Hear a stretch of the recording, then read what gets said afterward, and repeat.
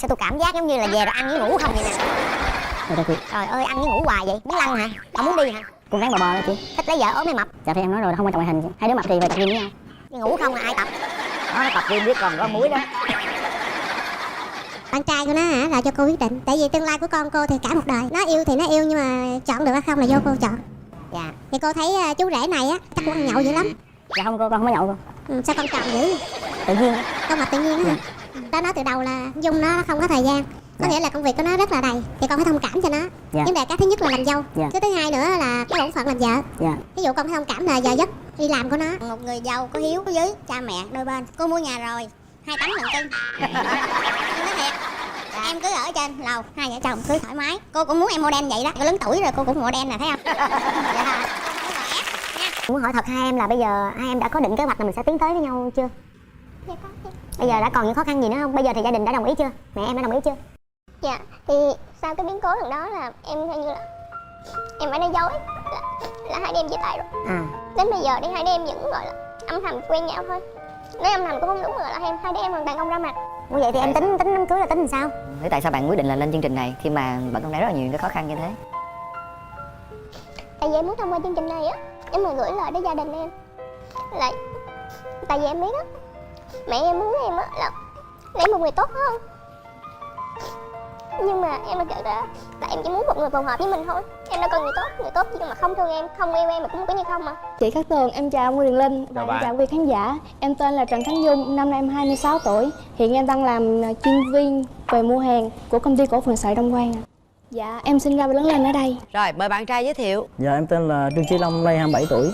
Đang là nhân viên văn phòng của công ty An Gia. Công ty em cung cấp về dịch vụ chữ ký số. Chữ ký số là thuế đó hả? Dạ đúng rồi. Thì em gọi hỗ trợ khách hàng rồi sale với họ. Dạ. Quê bạn ở đâu?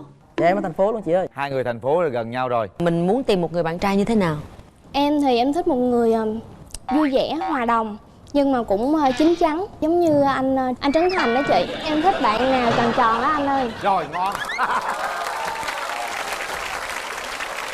Tôi lo dễ sợ luôn. Nghe nói tôi mừng rồi. Gì vậy? Bộ thùng phi hay sao vậy? Ta mũm mỉm chút xíu thôi. Mình có những sở thích gì? Em thích xem phim, em thích nghe nhạc, hơi chút xíu là thích ngủ. Thích ngủ ha. Hiểu. Có thích ăn không? Cũng chút chút đó chị. Vậy chắc tôi cũng hiểu người bên đó thế nào rồi đó. Cùng một thích em nha. Rồi, như đó là sở thích bên đó. Bạn nam sao? Em thì thích ca hát, thích đi phượt và thích du lịch. Lo làm thử khúc đi. Tình yêu dấu kín cho em đã bao ngày thầm lặng. Nhìn em không nói nên câu nói chi đây. Lòng xót xa đi bên đời em và thấy em chịu nhiều đắng cay. Mà tim anh đây vì yêu em nên đau giá rời. Rất là đặc biệt. Một giọng hát rất là có cá tính, giọng nam cao. Hát thì không có mở miệng. Tại rung quá chị Cát Tường ơi. Nhưng mà em vẫn lên cao. Có hé chị. Đương nhiên phải hé Có mà. Bạn muốn tìm một người phụ nữ như thế nào? Em không quan trọng ngoại hình, cô ấy thế nào cũng được. Cái quan trọng là cái tính cách và phẩm hạnh của cô ấy. Biết cầu tiến, biết cách tiêu tiền. Ví dụ như bây giờ em nói đơn giản, khi mà mình đi làm hay là mình ở nhà, em sẵn sàng nuôi bình thường. Nhưng mà phải biết cách tiết kiệm, biết cách quản lý số tiền đấy. Cái gì đáng mua thì mua, Đúng cái gì rồi. không đáng mua thì đừng có mua. Dạ đúng rồi. Nhưng giờ bạn muốn hôn nhân chưa? Cho năm sau hoặc là năm tới. Mà mình đã chuẩn bị gì để cho đám cưới chưa? Dạ nhà cửa thì em có rồi hết rồi ạ. Nhà của em hay nhà của ba mẹ em? Dạ nhà của mẹ em ạ. Giờ em ở chung với mẹ với ai nữa? Dạ chỉ ở chung với mẹ thôi ạ. Vậy cũng được. Vậy là làm dâu đúng không? Dạ đúng rồi chị ơi. Em có chịu làm dâu không? Dạ làm dâu cũng được chị. Em biết nấu ăn gì không? Dạ biết. Thôi khỏi bên đây khỏi ăn. Rồi, em có ưu điểm gì? Ưu điểm của em đó là ham học hỏi chị. Khuyết điểm của em đó là em hơi cứng đầu. Với lại em hay bị lơ đễnh đó chị. Đại người ở đây mà con sát nằm ở đâu đâu á. Với lại em hơi bị ham chơi xíu. Chơi cái gì? Có nhiều cái đi chơi. Cụ thể những cái trò chơi em chơi là chơi cái gì? Em chơi lành mạnh chị. Là chơi cái gì? Đi cà phê, đi ăn uống, đi nhậu nhẹt, hát karaoke hay là đi cái gì, hay đánh bài hay là... Dạ đánh bài không có. Thì đó, đi chơi cái gì, em thích chơi cái gì? Mọi thứ một chút đó chị. Thì mốt em rủ bạn trai em đi chơi chung luôn được không? Dạ được, nếu anh ấy rủ. Em ít khi nào em chủ động em mời lắm chị. Toàn là em đưa cái đường link em đưa cho đó đẹp, đó là phải biết tự động đi mời em thôi. Bạn trai thấy thì sao cưng? Thì nói chung là thời gian đi làm cũng rảnh nhiều, thì nếu bạn gái ok thì em cũng trả đi bình thường chị. Em có tật xấu gì không? Cuối tuần hay ngủ nướng, hơi làm biếng vậy. Mình trai hơi bề bộn một xíu. Sao cái cặp này sao tôi cảm giác giống như là về rồi ăn với ngủ không vậy nè. Rồi chị. Trời ơi, ăn với ngủ hoài vậy, muốn lăn hả? Không muốn đi hả? Cũng ráng bò bò đó chị. Thích lấy vợ ốm hay mập? Dạ thì em nói rồi, không quan trọng ngoại hình chị. Hai đứa mập thì về tập gym với nhau. Đi ngủ không là ai tập? Nó tập gym biết còn có muối đó. Em không thích ở người phụ nữ ở điểm nào? Nói nhiều chị. Tắc kè quá, em cũng sợ. Mặc đồ mà lè loẹt quá, nhìn chói hại não lắm chị. Giống như người đối diện đó. Anh ơi, lỡ 077 màu mà 6 màu rưỡi được không anh? Tại vì nhìn nhiều khi ra đường kẹt xe em. Ta nhường đường cho mình. Trời lũ lụt vậy mình, người ta vớt mình lên trước. Dạ. Rồi, hay được rồi. Dạ, cảm ơn chị. Bữa nay em có đi với người thân không? Dạ có, em đi với mẹ. Dạ, chào cô ạ. Xưa giờ có dắt bạn trai nào về giới thiệu với cô chưa? Bạn trai của nó hả là cho cô quyết định. Tại vì tương lai của con cô thì cả một đời. Nó yêu thì nó yêu, nhưng mà chọn được hay không là vô cô chọn. Dạ. Thì cô thấy chú rể này á chắc cũng ăn nhậu dữ lắm. Dạ không cô, con không có nhậu cô. Sao con tròn dữ? Tự nhiên. Con mập tự nhiên á hả? Con đi uống đi nhậu bạn bè là toàn uống trà đá không, không uống nhậu. Thì cô cũng chưa rành vậy con mấy. Dạ. Nếu thời gian 1 năm mà hai đứa thích hợp, mà gia đình cô thích hợp được á, Dạ. thì cưới nhau. Nếu mà con lại may mắn lấy được con gái cô thì con hứa là con sẽ chung thủy. Vì đó là cái điều mà trong quan điểm sống của con luôn. Cô đã nói từ đầu là Dung nó không có thời gian. Có nghĩa là công việc của nó rất là đầy. Thì con phải thông cảm cho nó. Dạ. Vấn đề cái thứ nhất là làm dâu. Dạ. Cái thứ hai nữa là cái bổn phận làm vợ. Dạ. Ví dụ con phải thông cảm là giờ giấc đi làm của nó. Việc nhà đó theo cô nói thẳng là nấu ăn á cũng được vài món như bình thường ở nhà thôi. Dạ. Chứ nó không có biết là chế biến món ăn gì mà để cho gia đình gọi là hưởng thụ hết. Dạ em có nấu được cô. Cái đó là Thời gian bận quá không sao, để sắp xếp được. Để anh qua anh xem coi. Dĩ Thương em thích xem phim hả? Dạ, đặc biệt là phim kinh dị. Trời ơi. Trời đất ơi, bạn Nam có đi với ai không? Dạ em đi với mẹ với hai sếp của em. Cát Tường với Quyền Linh tại hơi rung. Chào chị, cô cũng thấy em cũng được. Em cũng tròn tròn, hai đứa là xứng đôi. Cô cần một người giàu có hiếu với cha mẹ đôi bên. Cô mua nhà rồi 2 tấn lận cưng. Em nói thiệt. Em cứ ở trên lầu, hai vợ chồng cứ thoải mái. Cô cũng muốn em model vậy đó. Cô lớn tuổi rồi cô cũng model nè, thấy không? Dạ. Không có ép nha. Ví dụ em đi đâu em nói con đi tới 6 giờ con về, mà nếu 6 rưỡi em phải kêu điện thoại em nói 1 tiếng để nhà cô khỏi lo nha. Còn đến vấn đề đám cưới rồi thì cô lo hết, yên tâm. Dạ, và những điều mà bác nói á, là con nghĩ là bác cứ yên tâm. Tại vì từ nhỏ con cũng đã được dạy như vậy rồi. Chữ hiếu là hàng đầu. Cái thứ hai nữa là đi thưa về trình lúc nào con cũng phải có. Dạ con. Dạ, cho gặp sếp cái luôn ạ. Quyền Linh, chào chị Cát Tường. Dạ. Long ở công ty thì rất được nhiều người rất là yêu quý, bởi vì là thứ nhất là vui tính, thứ hai là chơi với anh em rất là ok. Còn công việc thì là một nhân viên cũng rất là lanh lợi và khách hàng thì có rất là nhiều. Chưa thấy cái điểm gì mà khuyết điểm, các khuyết điểm để ở nhà. Dạ. Như vậy tốt rồi, hai bạn sẽ gặp nhau nha. Kéo màn lên. Không, cặp này xứng đôi đấy. Có mẹ hai bên hỗ trợ là được rồi. Chào em. Dạ em chào anh.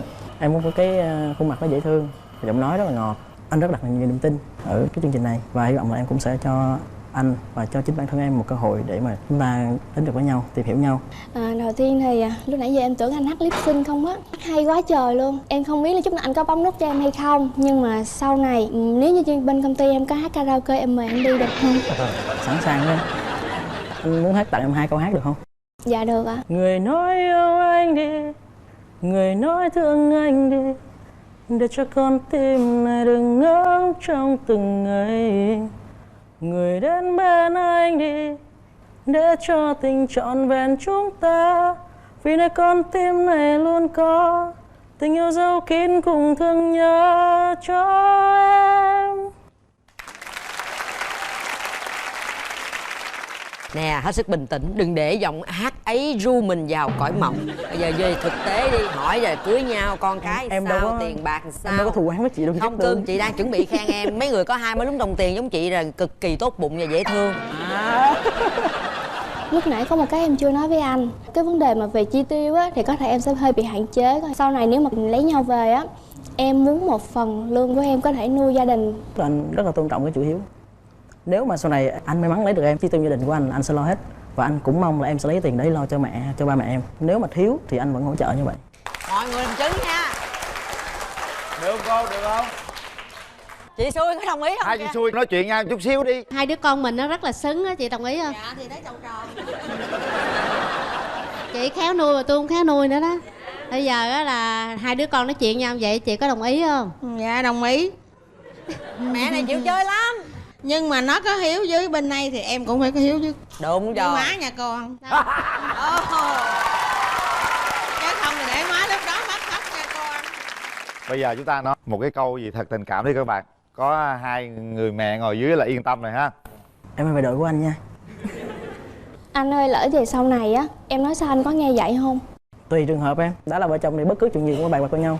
Theo cô thì hai đứa chừng nào lấy nhau được? Thì năm nay nó 27 rồi, thôi để 28 đi, rất là đẹp. Làm mấy mâm cô? Do chị Xui muốn mấy bàn thì mình chiều. Mình chiều. Bây giờ mấy bà không có mơ, nhưng mà có một cái là hy vọng dâu con gái mình về làm dâu. Dạ.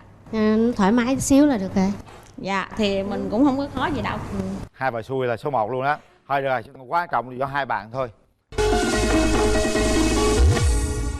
Rồi đặt tay vào nút bấm đi các bạn. Hai bạn này bạn nào cũng mập nhưng mà bạn nào mặt cũng rất là dễ Đâu, thương. gọn chứ, đẹp dễ thương gái mà. đẹp trai xứng đôi. 1 2. Không có ai chê ai dư thịt hết. Vi phạm luật rồi. 3. Hết thời gian.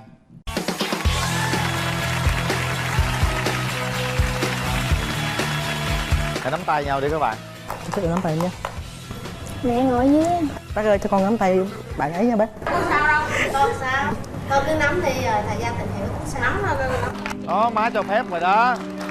Trời ơi, Hai này xứng đôi thiệt. lần đầu tiên có má đây, nắm đi con. Đây là chiếc vé xem phim. Chúc hai bạn có thời gian đi xem phim để tìm hiểu nhau kỹ hơn. Dạ cảm ơn. Từ lúc đó đến bây giờ là bao nhiêu lâu rồi? 1 năm 3 tháng 12 ngày. 1 năm 3 tháng 12 ngày. Kỹ quá. Tức là bạn ngồi bạn đếm từng ngày luôn á hả? Dạ. Ấn tượng là hình như là đầu tiên là đọc vào cái tai em á là ảnh hát rất là hay. Cái giọng hát rất là truyền cảm mà đi vào lòng người luôn. Hát hay lắm hả? Dạ hay lắm anh muốn nghe thử một đoạn không anh? Rồi xin mời. Trời xin mời. Thì mình xin tặng các bạn bài hát Chưa Bao Giờ của Trung Quân Idol. Yeah. Bình minh khuất lấp sau màn đêm như nỗi lòng anh chất chứa lâu nay em đâu nào hay biết. Hoàng hôn tắt ngắn hay vì anh không hiểu được em một tan bao yêu dấu lối ta. Giọng nam cao rất là đặc biệt. Vậy là em bị đốn bởi vì cái giọng hát của anh ấy. Lúc đó em có nghe anh ấy chia sẻ gì không? Hay là nghe hát thôi? Dạ nghe loáng thoáng chị. Tại thực chất ra thì chưa, giống như là cái giọng hát của ảnh là như át hết lỗ tai em rồi. Là cứ lưng chừng tới nghe tới đó là thấy xong. Và chị nhớ hình như cặp đôi này là hôm đó đến là đều có hai mẹ đi theo đúng không? Dạ đúng rồi chị. Và hai bạn đã bấm nút hẹn hò lúc đó thì hai mẹ vui không? Phản ứng của hai mẹ em lúc đó như thế nào? Thì nói chung là khi mà lên sóng thì khi mà bước xuống thì hai người có vẻ không thích nhau. Hai người nào? Tức là hai phụ huynh. À. Dạ thì cái đấy là do cảm nhận của mỗi bên. Công việc của em á thì nó rảnh vào đầu tháng và bận vào cuối tháng. Nhiều khi thì em phải làm việc tới 10 giờ đêm và em không có thời gian ăn cơm luôn. Tới đấy đói quá thì phải ăn thôi, nên là cái trọng lượng nó càng tăng theo cái tần số đấy. Nhưng mà em thì không có nhậu. Rồi bạn bác gái thì lại tưởng tượng là mình là chắc là ăn nhậu rồi này nọ lắm, thì có thể là các không thích từ gần đấy. Rồi mẹ em có cái gì mà không thích bạn không mẹ em thì bình thường, nói chung cũng thấy Dung dễ thương, rồi tròn tròn cũng thích. Thế rồi sau đó thì sao? Chuyện tình yêu của hai bạn? Dạ chuyện tình yêu thì nó cũng lắm gian chân lắm chị. Tại vì thời gian đầu tụi em gặp nhiều khó khăn. Về cái gì? Dạ em xin lỗi. Thời gian đầu thì mẹ em không phải là không thích anh Long. Nói thẳng ra là hai phụ huynh không thích nhau thì dẫn đến cái chuyện đó là ủa mà hai phụ huynh có lần đầu ngồi đó có đã có tiếp xúc gì nhau đâu, tự nhiên không thích nhau. Dạ có nói chuyện mà chị. Cả lúc mà hai phụ huynh lúc mà dạ em cảm ơn. Dạ lúc mà anh Quyền Linh, chị Cát Tường có hỏi ý kiến hai phụ huynh á thì thực tế là mẹ em trả lời suôn sẻ thôi chứ lúc nào mẹ em cũng vậy nè. Lúc đó ngồi là mẹ em đã lắc đầu rồi nhưng mà em vẫn ngoan cố em bấm. Dạ tại em lì mà. Trời ơi. Em nói thẳng là tại em lì. Cái đó là lần đầu tiên em chống đối mẹ em. Em ngoan cố em bấm. Đến lúc về thì mẹ em cũng khẳng định một câu đó là tao không đồng ý. Em cũng ngoan cố em ngoan, cũng ngoan cố yêu. Và lúc đó là em có xin phép gia đình. Em nói dù sao thì em cũng lớn rồi mà em thấy anh Long cũng được, tính tình anh Long rất là tốt. Rồi em cũng nói với anh Long là thôi mời mẹ qua nói chuyện đi, rồi để coi hai gia đình nói chuyện sao. Dù sao thì hai đứa nhỏ quen nhau rồi cũng phải cho gia đình hai bên biết. Rồi sau cái buổi hôm ấy về là lớn chuyện hơn luôn. Mà lúc đó là tại sao gia đình có hai người như thế nào mà bằng gia đình của Long qua gia đình em là đã tính tới chuyện lâu dài rồi đó hả? Dạ có, nhà em chuẩn bị rất là đủ, dọn nhà rồi kê bàn kê vậy là cũng đồng ý rồi. Qua nói chuyện gì mà để xung đột. Em nói chị á, em nói chị đơn giản thế này, tức là khi mà họ đã không thích nhau rồi thì gặp nhau là coi như là nó đã xung đột ngay từ lời nói trong lần đầu. Không, nhưng mà dù không thích nhưng mà bên đây cũng nhà gái cũng đã sửa soạn dọn nhà để đón nhà trai. Cái đấy cái đấy thì em thấy là mẹ em có phần hơi quá. Nhiều lúc là cái ngày đầu tiên nó bị hiểu lầm sao đúng không? Ra thì mẹ em nói chung là bước vào nhà thì nói mấy câu không hay lắm nên là bên nhà gái không thích điều đấy là em cũng hoàn toàn đồng ý với ý kiến của bác gái trong hoàn cảnh ấy. Và thật sự em muốn đi về luôn, nghe cái đấy là muốn về luôn. Nó trở thành một cái rào cản rất lớn. Thật sự thì bác gái đã mời em và mẹ em qua để em cùng cặp thầm cái bác gái là tại vì bác gái cũng tuy là không thích mình nhưng mà ít nhất bác gái cũng đã cho mình một cơ hội để mà xác định một cái mối quan hệ lâu dài với bạn gái em bây giờ. Thì nhưng mà mẹ em không hiểu tại sao mẹ em nói như vậy. Rồi sau lần đó thì rồi sau đó là định mệnh luôn gì tức là cống quen luôn, coi như là không thể thay đổi được cái suy nghĩ của hai gia đình. Hai bạn vẫn cứ tiếp tục. Dạ. Sau lần đó thì mẹ em cấm, ba em cũng từng tuyên bố là nếu như em tiếp tục mà cương quyết như vậy á, ba em có thể tự. Nhưng mà không lẽ là trong gia đình hai bên là không có bất kỳ một ai ủng hộ luôn hả? Coi như là bên nhà gái là cả bố lẫn mẹ đều không, bên kia thì mẹ rồi còn bố của Long. Dạ, như thế nào? Thì ba em thì rất là thoải mái thôi. Ba em thì khi nào em cưới thì ba em hoàn toàn ủng hộ đấy, không có gì hết. Ngày hôm nay thì Bảo được biết là có bác ở đây, ba của anh Long ở đây, thì thưa bác thì không biết là ngày hôm nay khi bác nghe câu chuyện của Long với lại bạn gái của mình như thế này thì bác cảm thấy như thế nào ạ? Gần đây á tôi mới về ở với thằng Long, hai anh em nó, cho nên là cái vụ mà nó quen bạn gái á tôi cũng biết sơ sơ thôi. Nhưng mà tất nhiên con nó muốn cưới vợ thì nó phải tìm hiểu, là hai đứa phải yêu nhau. Vậy là cái vụ mà hai bà mẹ, theo tôi hiểu đó, hai bà mẹ cũng khó lắm. Bà này cũng không chờ kia bà kia, thành ra là tôi cũng hết ý luôn. Thay mà đàn trai tôi có lời khuyên như vậy nè, hai đứa nó thương nhau thì để nó lấy nhau đi. Tại vì á cái câu chuyện cổ tích hồi xưa có rất nhiều, chẳng hạn là Lương Sơn Bắc Trúc Anh Đài hoặc là những cái câu chuyện khác, họ không được bên nhau thì sẽ có bi kịch xảy ra. Cho nên tôi mong muốn rằng hai đứa con của chúng tôi, con của tôi và con của chị, mình là bậc cha mẹ, mình cũng nên tác hợp cho hai đứa nó. Nói chung thì á con nó lớn rồi, rồi nó cũng có tự do của nó. Tất nhiên là tôi cũng, nếu hai đứa mà cưới nhau á, tôi cũng muốn khuyên là hai đứa phải yêu thương nhau, phải tha thứ cho nhau. Tại vì chỉ có yêu thương nhau, tha thứ cho nhau, cái hôn nhân nó mới lâu bền được. Cảm ơn bác con thay mặt bên nhà gái cảm ơn bác trước. Cảm ơn bác. Thật sự là nghe những lời chia sẻ của bác xong con rồi chị Cát Tường đây, chắc là tất cả quý vị khán giả đang theo dõi chương trình cũng cảm thấy là nhẹ bớt phần nào, bởi vì ít ra là cũng còn có một người trong. Muốn hỏi thật hai em là bây giờ hai em đã có định kế hoạch là mình sẽ tiến tới với nhau chưa? Dạ có. Bây giờ đã còn những khó khăn gì nữa không? Bây giờ thì gia đình đã đồng ý chưa? Mẹ em đã đồng ý chưa? Dạ thì sau cái biến cố lần đó là em theo như là em phải nói dối là hai đứa em chia tay rồi. Đến bây giờ thì hai đứa em vẫn gọi là âm thầm quen nhau thôi. Nói âm thầm cũng không đúng, mà gọi là hai đứa em hoàn toàn không ra mặt. Như vậy thì em tính đám cưới là tính làm sao? Thế tại sao bạn quyết định là lên chương trình này khi mà vẫn còn đang rất là nhiều những cái khó khăn như thế? Tại vì em muốn thông qua chương trình này á, em mà gửi lời đến gia đình em là tại vì em biết á, mẹ em muốn em á là lấy một người tốt hơn. Nhưng mà em đã nhận ra là em chỉ muốn một người phù hợp với mình thôi. Em đâu cần người tốt nhưng mà không thương em, không yêu em mà cũng cứ như không mà. Anh Long thật sự là không phải là người tốt nhất, nhưng mà anh Long là người phù hợp nhất. Ngoài ba mẹ em ra, ảnh là người thương em, lo cho em nhiều nhất. Bởi vì em muốn ở bên cạnh ảnh. Và bạn đã chắc chắn với quyết định của mình. Dạ. Long thì sao? Dạ thì tính bạn gái em thì nói chung là ngoài tính trẻ con và hay gọi là giờ cái chấm thớt rồi linh tinh này nọ thì mọi thứ đều ok hết. Em mới dọn riêng cách đây được chắc được tầm 9 tháng, nên là mọi thứ đều khó khăn hết. Bạn gái em thì thông cảm hoàn toàn cái chuyện đấy, rồi ủng hộ em trong mọi việc. Khi em làm cái gì em cũng hỏi ý kiến bạn gái em, không phải em hỏi để em làm, mà em hỏi để có người ủng hộ thôi. Tại vì ở với cái tuổi như em thế này thì em cũng từng yêu rất là nhiều, rồi nhiều người vì tiền hay là vì những cái xa xỉ cuộc sống họ rời mình đi rất là đơn giản.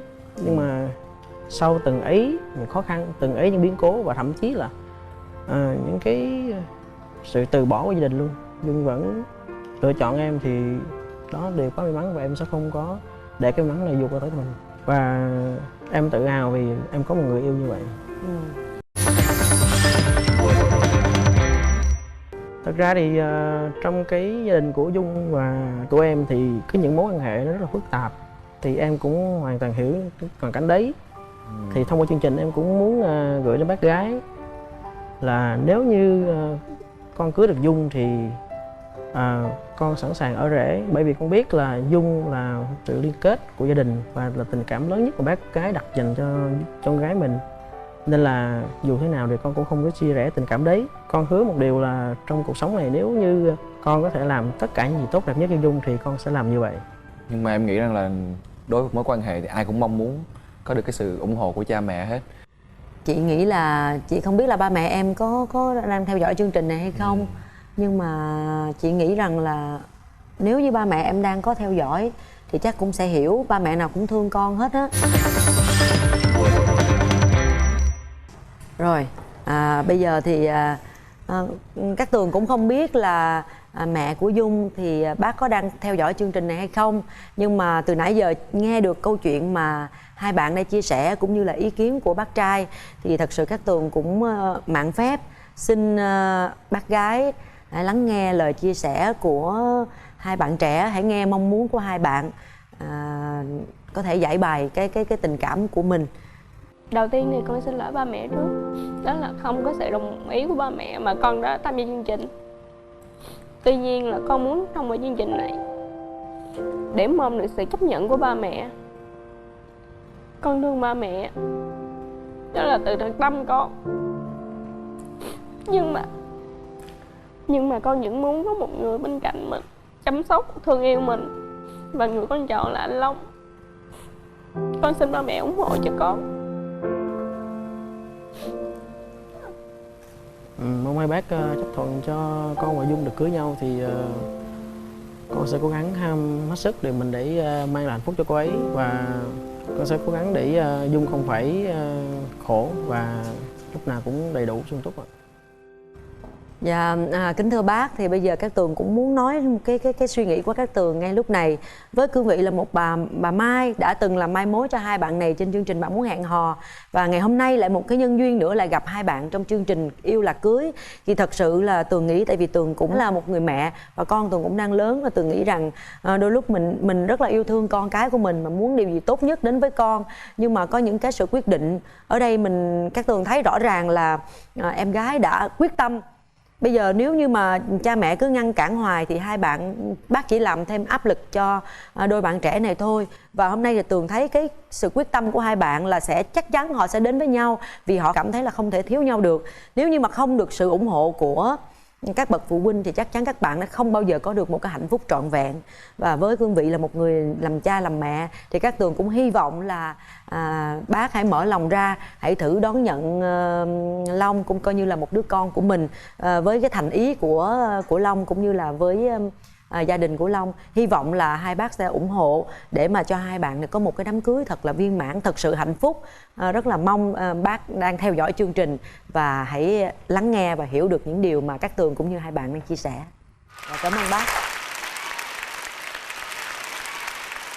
Riêng hai em thì hai em hãy cố lên.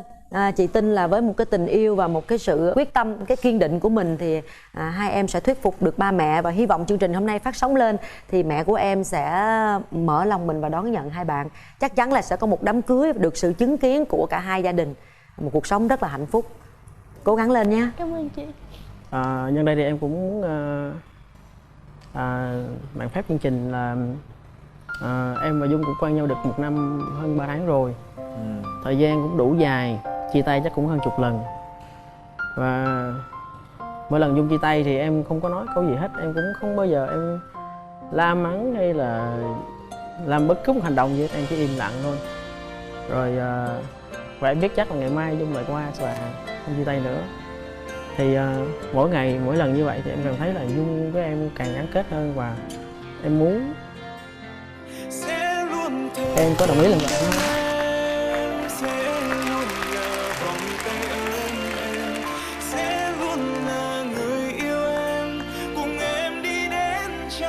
Cảm ơn anh.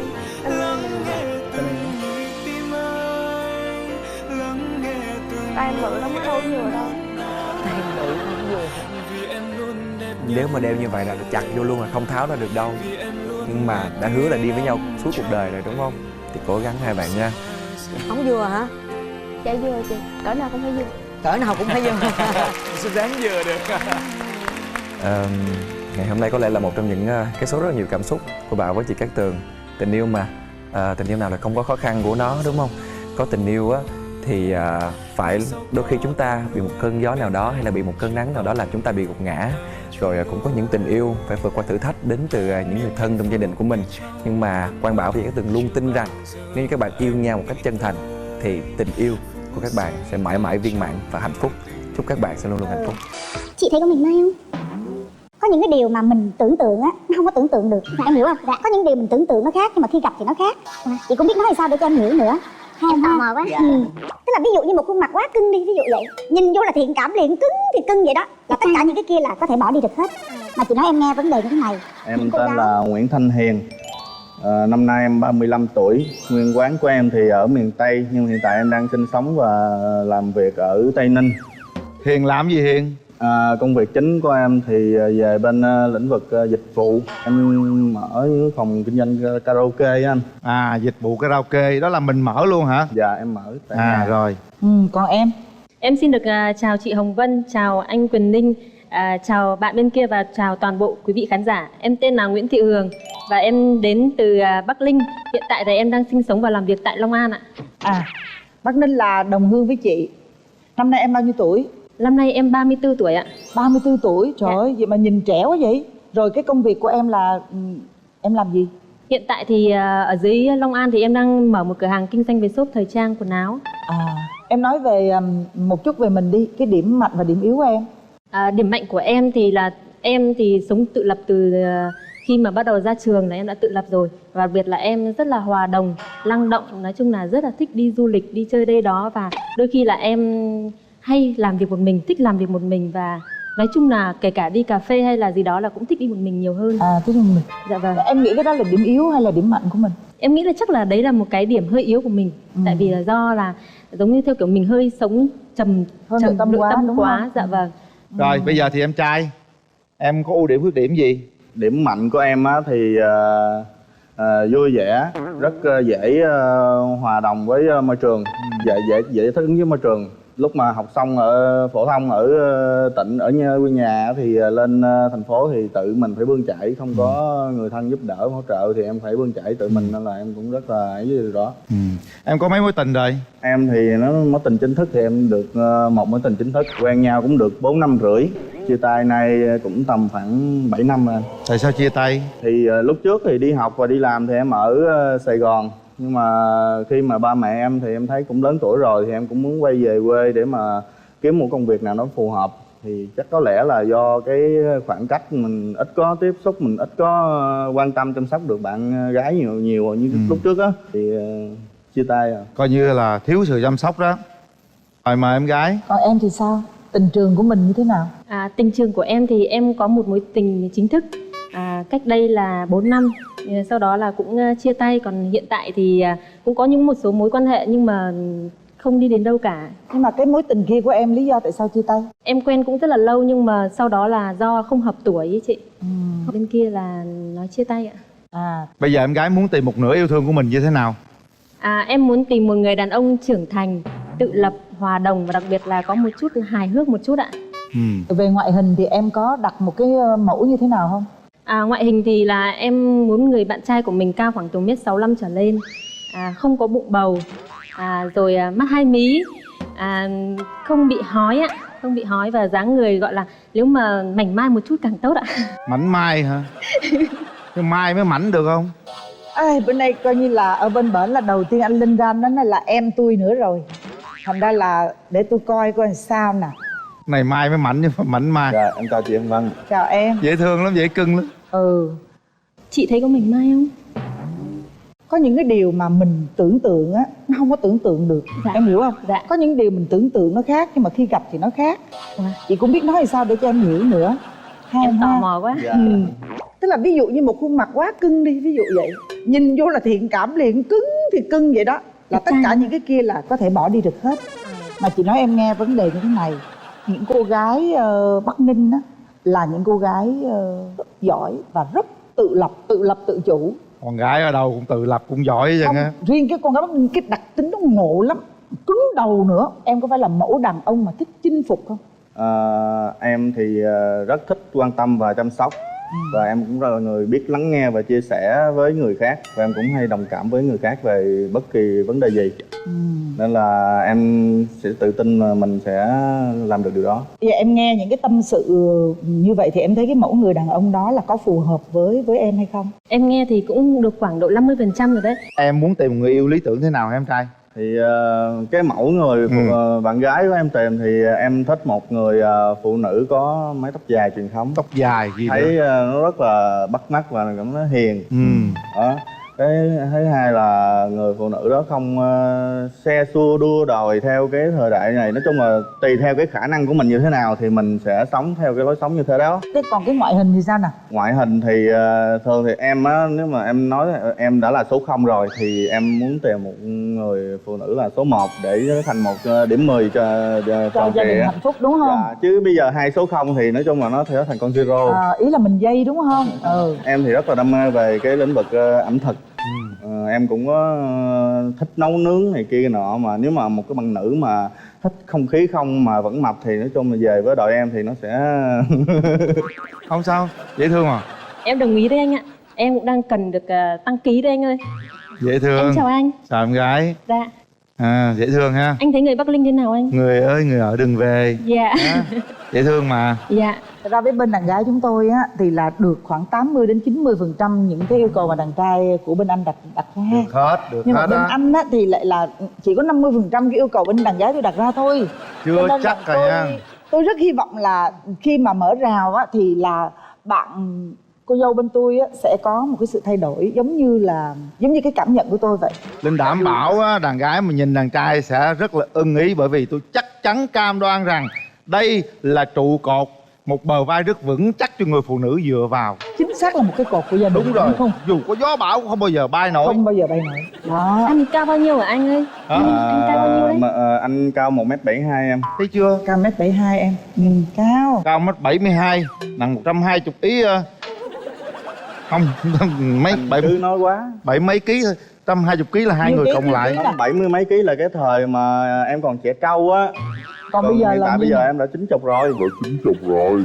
90 kg hả? Không phải đẹp trai mà. Tại vì thật sự là tại vì cái công việc với lại cái bản tính em là rất là năng động, nên là em vận động rất là nhiều nên người em nó sẽ săn chắc. Miễn chắc là được rồi. Dạ bây giờ hỏi người thân trước đi ha. Đúng rồi. Em đi với ai? Dạ em đi cùng với anh trai, chị dâu, em gái và em rể. Rồi, xin mời gia đình bên... Em xin chào anh Quyền Ninh ạ, chị Hồng Vân ạ. Chào bạn trai nhé, chào toàn thể quý vị khán giả. Em tên là Ngà, em đến từ Bắc Ninh ạ. Em thì em nhìn bạn trai bên này em thấy là anh rất là chững chạc ạ, hiền ạ. Cảm ơn. Có vẻ là trầm tính á. So với bạn Hường thì hai bạn này về công việc ấy, về tính tự lập thì em thấy là hai bạn là cũng tương đương nhau. Hai bạn nên cho nhau một cơ hội để tìm hiểu nhau thêm. Rồi, cảm ơn em. Vâng. Anh trai đi với ai? Dạ em đi với chị gái và đồng nghiệp của em ạ. Chị ruột á hả? Dạ chị ruột và chị họ. Chào anh Quyền Linh và chị Chào chị. Hồng Vân. Em cũng là chị họ với Hiền. Nói về cái nhận xét thì Hiền em trai này thì từ xưa giờ là tánh rất đầm, hiền, chịu khó, biết chia sẻ. Còn nếu chị nhận xét về em gái bên đây thì chị thấy rất là hợp nha. Cái hợp nhất là tự lập. Còn Hiền bên đây là con trai một trong gia đình cũng tự lập. Đó, chị thấy thì hai đứa cho cơ hội với nhau, mình cũng đã lớn tuổi rồi. Chị chỉ khuyên hai em vậy thôi. Rồi cảm ơn. Rồi cảm ơn chị họ. Bây giờ thôi con mở rào đi. Ấp úng hoài. Đúng rồi, mở rào.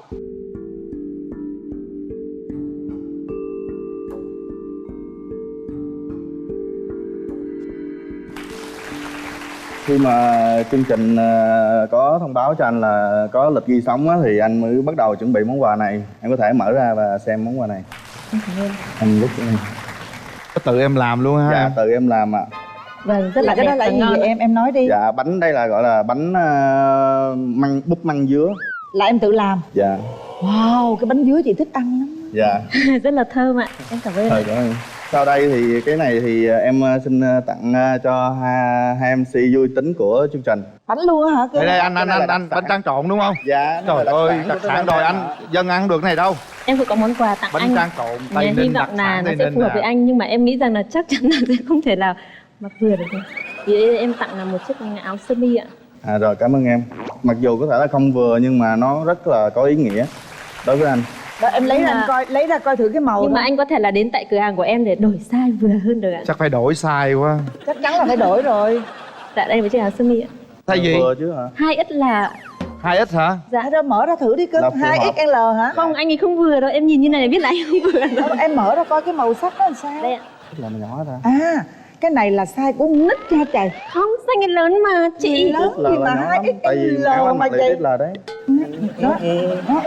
Thôi cái này chắc em phải về phấn đấu giảm cân quá. Hy vọng là khi anh giảm cân anh sẽ mặc vừa chiếc áo này ạ. Cái màu rất là dễ thương, rất là đáng yêu. Áo đó để anh mặc hợp hơn á chứ. 2X. Không có vừa. Đừng Sao nếu như mà anh Linh và chị Hồng Vân ở đây em bán cả đồ nam và đồ nữ, anh chị có thể xuống ủng hộ em dạ. Được, anh mặc XL đó. XL ạ? Dạ. Đây tới 2X à. Khi anh mở rào thì anh thấy em thế nào ạ? Không, nói chung là ấn tượng đầu tiên thì trước khi mà nhìn luôn á thì nghe giọng nói của em thì anh cảm thấy rất là ấm và rất là có thiện cảm. Và khi mà mở rào ra thì nói chung là nó rất là phù hợp với những gì mà anh đã tưởng tượng trước đó. Dạ. Còn em khi mà chắc em sẽ bất ngờ về anh về cái ngoại hình trước tiên. Không, tại vì lúc đầu nghe chia sẻ là anh cần một số 1 để cho thành một số 10 tròn chỉnh là em đã hình dung ra rồi ạ. Nhưng mà khi mà gặp anh thì em cảm thấy rằng là cũng là một người rất là hiền, dễ gần, đặc biệt rất là hài hòa. Anh quan niệm thế nào về tình yêu và hôn nhân ạ? Tình yêu á, là nếu mà một khi đã quen, đã chấp nhận đến với nhau thì mình phải biết hy sinh và chia sẻ với nhau, vì nhau mà cố gắng, chứ không thể nào mà cứ buồn vui thất thường hay là mỗi lần giận nhau thì mình lại đòi chia tay này kia, thì cái đó là anh không có chấp nhận được đó. Dạ vâng. Anh có tính lăng nhăng không ạ? Không, anh thì tính anh là chung thủy đến bây giờ luôn, anh cũng vẫn chung thủy một thân một mình luôn mà. Với một thân một mình ạ? Em là người rất là thích lãng mạn, nhưng mà em thì lại hơi khô cứng trong vấn đề tình cảm. Hy vọng là anh sẽ bổ sung để làm cho em điều đó thì anh có thể làm được. Cho em hỏi một chút là anh hiện tại là đang ở Tây Ninh đúng không ạ? Anh ở Tây Ninh. Thành phố Tây Ninh luôn đúng không? Thành phố Tây Ninh luôn. Thì bây giờ nếu như chẳng hạn như là mình hẹn hò đi ạ. Nếu mình hẹn hò thì bây giờ từ Tây Ninh lên chỗ em thì một tuần anh lên được mấy buổi ạ? Thì cái công việc anh thì nó cũng tại vì anh kinh doanh bên lĩnh vực karaoke thì nó cũng dễ, rất là dễ. Chỉ trong những cái dịp mà lễ lộc thì anh không thể đi thường được để mà xuống chơi với em. Còn nếu mà ngày thường thì chỉ cần mình thích thì mình có thể đến với nhau. Chứ mà chỉ cần alo cái là anh là đến chỉ rồi. cần alo thôi. Với lại bây giờ thời buổi công nghệ rồi thì mình nếu mà bình thường mình không gặp nhau thì mình vẫn có thể nói chuyện video này kia nọ, mình có thể là quan tâm chia sẻ với nhau đủ mọi thứ rồi. Còn dành thời gian cho nhau để mà gặp mặt trực tiếp thì anh nghĩ là chỉ cần mình sắp xếp thời gian phù hợp thì mình có thể gặp nhau. Dạ vâng. Dạ em làm karaoke là em rất là thích những người hát hay đúng không? Dạ em thích chị, mà ác cái là em lại không hát được, nên là nếu mà bạn nữ có khả năng thì có thể tặng em một bài dân hát. Bắc Ninh là quan họ Bắc Ninh đấy. Họ rất là hay. Em hát dân ca quan họ Bắc Ninh đi. Em cũng là người hay hát nhưng mà hát không hay lắm. Thì em cũng xin được gửi tặng chị Hồng Vân và anh Quyền Ninh và toàn bộ quý khán giả cùng với anh là một đoạn trong bài hát của làng quan họ quê tôi ạ. Hy vọng là mọi người cùng ủng hộ ạ. Cho em một tràng vỗ tay đúng không ạ? Ủng hộ. Làng quan họ quê tôi tháng giêng mùa hát hội, những đêm trăng hát gọi con sông cầu với làng Báo Xanh là những làng quan họ xanh xanh. Làng quan họ quê tôi những chiều bao thương nhớ, tiếng ca đầu ngọn gió lón quay thao nói gì người ơi, lón quay thao nói gì người ơi. Hôm nào em phải học chị Hồng Vân chị hát quan họ Bắc Ninh cực hay luôn, ngọt lắm. Dạ ha? vâng ạ. Em trai hát lại đối đáp liền. Đối đáp đi em ơi. Thì có gì là em sẽ hát một vài câu. Em sẽ hát bài Về đâu mái tóc người thương. Hòn lỡ xa vào đôi mắt em về. Anh Linh cứu bồ, cái này là đúng tuổi anh Linh luôn rồi. Hòn lỡ xa vào đôi mắt em, chưa? Chiều nay xõa tóc ngồi bên rèm. Thầm ước nhưng nào đâu dám nói, khép tâm tư lại thôi. Đường hoa vẫn chưa mở lối. Rồi từ đây đến chiều mở lối nha. Cảm ơn chủ karaoke. Bây giờ trước khi bấm nút em muốn nói điều gì với người đối diện, nói suy nghĩ thế nào nói gì thế? Thì anh hy vọng là sau cái buổi chương trình này, nếu mà mình cảm thấy hợp thì mình cho nhau cơ hội để tìm hiểu. Anh thì anh nghĩ mình đã đủ tuổi chững chạc và để chịu trách nhiệm về những cái gì mà anh nói. Em cứ nhìn cái ngoại hình của anh thì em biết rồi. Ngoại hình của anh và cái số ký của anh thì chắc chắn sẽ là một cái điểm tựa vững chắc để cho em có thể là dựa dẫm và hết cái thời gian sau này. Cưng quá cưng.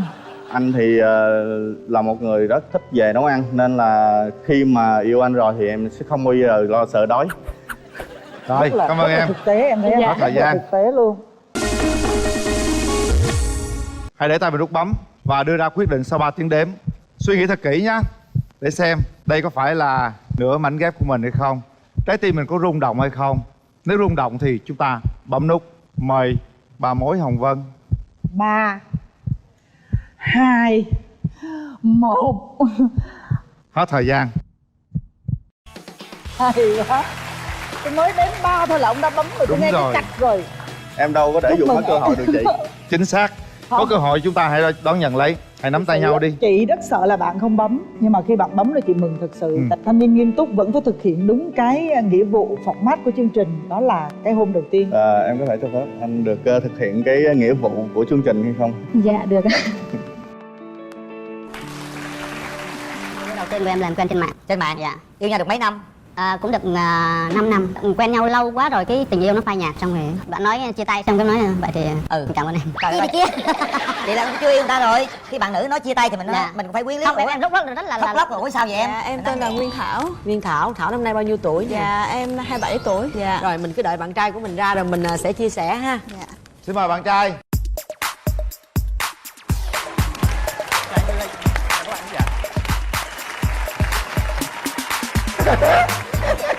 Gì cười dữ vậy anh Linh? Ủa là diễn viên hả? Dạ không.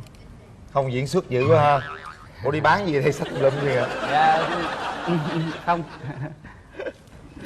Đồ nghề của em. Đồ nghề hả? Bạn tên là gì? Em tên là Nam, Phạm Thành Nam. Làm nghề gì?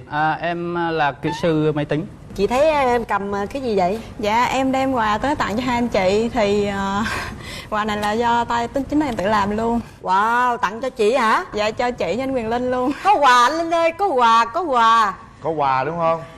Chừng nào mới tặng? Dạ giờ tặng. Vậy mình tặng đi cho có hứng nói chuyện. Dạ. Dạ em tặng. Tôi không thích hối lộ nha. Anh Quyền Linh. Gì anh Quyền Linh đưa chị chi? Không, dạ của chị rồi của anh Quyền Linh em đâu qua bển tặng được. Vậy chút xíu nữa chừng nào ảnh qua ảnh coi mặt á mình tặng ảnh. Dạ. Nha, rồi chị cảm ơn Thôi em. chừng nào kết nha. thúc đi tôi mới nhận. Không, tôi nhận trước, tôi có hứng thì tôi mới làm việc được chứ. Vậy em giới thiệu sơ về công việc của mình đi. Dạ em đang là chủ shop đồ da handmade. Vậy là chắc chắn cái này là đồ handmade rồi phải không? Dạ. Công việc có chiếm nhiều thời gian của em không? Dạ chiếm nhiều thời gian chị. Rồi có lúc thời gian nào rảnh rỗi để mà đi chơi rồi mình mới kiếm bạn trai rồi được chứ?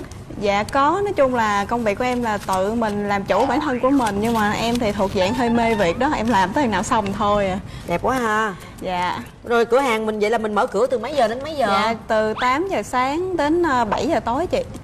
Hết rồi thời gian rồi. Giả tỷ có bạn trai thì mình sắp xếp làm sao? Mình giao cho nhân viên coi cửa hàng mình đi hẹn hò được không? Dạ được, dạ được. Được phải không?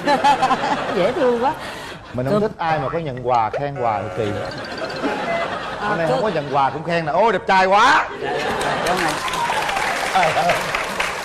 Dễ thương. Dạ. Tính tình em rất là nghệ sĩ. Dạ. Nhìn tưởng đâu là họa sĩ. Dạ em dạ danh nghệ sĩ thôi. Hả? Công việc chính của em là gì? Là lập trình viên á. Lập trình viên bao nhiêu lâu rồi? 10 năm. Ngồi máy tính suốt đúng không? Suốt ngày máy tính thôi. Lên mạng này kia chắc cũng tìm bạn gái trên mạng là nhiều lắm rồi đúng không? Dạ có tìm bạn gái trên mạng. Gặp chưa? Đó cái là cái người yêu đầu tiên của em là em quen trên mạng. Trên mạng? Dạ. Yêu nhau được mấy năm? Cũng được 5 năm.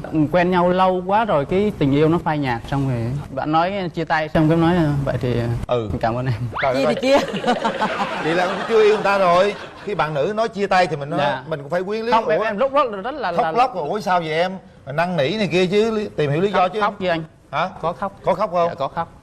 Bạn có thất tình sau đó không? Dạ thất đến giờ đó anh. Vậy còn Thảo thì sao? Mình đã có mối tình nào chưa? Dạ có chứ chị. Tụi em quen nhau lúc còn học sinh viên thì quen nhau được 4 năm.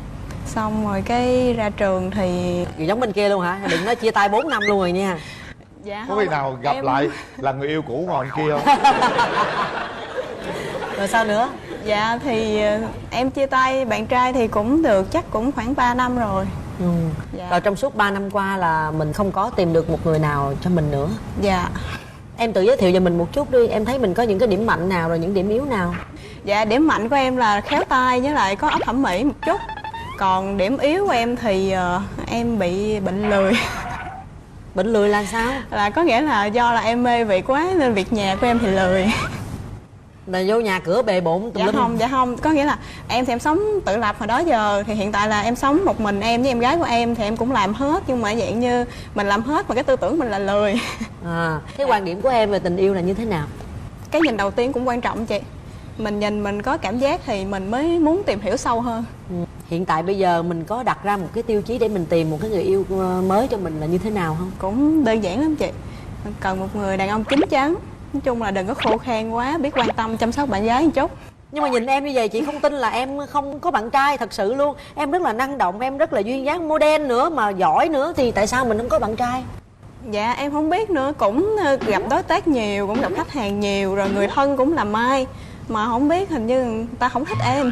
Ủa, lý do tại sao người ta không thích? Dạ em không biết, chứ em biết là em thoát ế rồi chị. Rất là xinh luôn anh Linh mà không hiểu tại sao mà lại là không có bạn trai. Bạn Nam, lý do là tại sao ế? Cái công việc của em nó ít tiếp xúc với mọi người nhiều, chủ yếu là với máy móc, ít cơ hội gặp gỡ các bạn nữ. Rồi bây giờ tìm người yêu tiêu chí như thế nào? Tiêu chí của em về bạn gái thì là 3 chữ D: duyên dáng, dịu dàng và dữ dội. Cái này nó mâu thuẫn vậy ta? Duyên dáng, dịu dàng, dữ dội. Dạ. Bên đây mình có dữ dội gì không? Duyên dáng dịu dàng là thấy có rồi đó. Dạ dư luôn chị. Dư luôn. Ví dụ em thì sống độc lập từ nhỏ cho nên là tính tình em quyết đoán lắm. Em thích làm gì thì em suy nghĩ kỹ rồi em làm, em ít khi nghe lời khuyên của ai hết. Trời ơi, rồi mai mốt có bạn trai mình muốn bất đồng quan điểm rồi mình không nghe bạn trai mình khuyên hả? Không thì ảnh phải thuyết phục được em. Thuyết phục có khó lắm không? Dạ thì có lý là mình nghe hả chị? Bạn có đặt ra cái mẫu người đàn ông của mình ngoài cái điều hồi nãy bạn nói về vóc dáng, ngoại hình hay là tính cách, có cái gì điều gì đặc biệt mà bạn cần có không? Cái người đàn ông của mình á, mà làm mình nể á, là dễ yêu lắm chị. Như thế nào bạn mới nể? Làm cho em cảm thấy là em nhỏ bé bên cạnh ảnh. Em kiếm người nào bự bự á, thấy em nhỏ bé liền gì đâu. Căng à. Rồi có cái điểm gì em không thích ở cái người đàn ông không? Không thích là hút thuốc nè, với lại làm biếng. Sao có làm biếng không em? Em thì không làm biếng, hơi lười xíu. Đó. Em có nghĩ rằng có một tình yêu sét đánh không? Có. Thế nào là sét đánh? Giống như là mình nhìn lần đầu tiên mình cảm thấy là nó rung động và mình giống như là thôi thúc mình muốn gặp lại người đó. Ví dụ Tình yêu sét đánh là nó không có bền vững, đôi khi là sét xong hết sét là thôi. Chỉ thoáng qua thôi đó. Em không nghĩ như vậy đâu. Cái sét đánh là nó là cái động lực đầu tiên để cho mình có cái cảm xúc mình đến với nhau nó dễ hơn. Và từ đó mình mới tạo được cái mối quan hệ lâu dài hơn. Em có bị sét đánh lần nào chưa? Dạ em bị đánh rồi. Đánh giữa đồng hay đâu? Dạ, đánh ở giữa công viên Đầm Sen. Thế còn bạn nữ mình thì sao? Hồi đó giờ em có gặp cái đối tượng nào mà em thấy rung động ở cái nhìn đầu tiên chưa? Dạ có chứ chị. Mình làm nghệ thuật mình yêu cái đẹp mà không có chứ. Rồi thường em thấy những cái mối quan hệ đó nó có những cảm xúc đó nó có lâu dài không? Nếu mà em trải qua thì là không. Mình thấy mình thích nhưng mà sau khi tìm hiểu thì thấy tính tình anh không có hợp. Dạ. Có nghĩa là đầu tiên mình gặp thì mình vẫn bị sét đánh. Dạ. Nhưng mà sau đó là đánh xong rồi tỉnh rồi là thấy không có được. Cái quan điểm của hai bạn này có hơi khác nhau đó anh Linh. Bị sét đánh rồi hả? Đánh rồi. Dạ. Đánh ở đâu? Ở giữa đường hay giữa đồng? Dạ ở giữa đường. Anh bên kia rất là nghệ sĩ đó. Em thấy sao? Phải kéo màn lên mới thấy được anh. Giờ mà có cái anh bên đó mà coi được em ngồi em cứ mần mò suốt ngày cho chị nha. Giống như là em đang làm đồ handmade vậy chứ. Nhanh lên đi, anh bên đây em thích lắm rồi nè. Anh ngồi anh cười hoài nè. Cho coi đó chứ. Dạ chị. Đâu xây đằng sau lại coi. Dạ. Màu đen này cũng ngộ à. Em cũng mới xuống tóc bớt đó. Ủa chứ hồi đó tới đâu lận? Dạ tới hơn vai này. Chi vậy? Dạ cho đỡ tiền cắt tóc. Có chí không? Dạ không. Mấy ngày mới gội đầu một lần? Tuần 2-3 lần, khoảng có 3 lần. Tại vì người ta nói đâu cần gội nhiều hại tóc. Mà bây giờ hỏi nè, bán gì vậy? Dạ cái này là em gửi tặng. Tặng mà đợi nhắc nhở nữa, người ta tràn qua là phải tặng liền. Dạ, đây tặng. Tại chị ló đầu qua là mới tặng được. Ló nãy giờ rồi. Cảm ơn nha. Dạ, này của anh Quyền Linh. Cảm ơn em. Bây giờ mình cho hai bạn gặp nhau đi.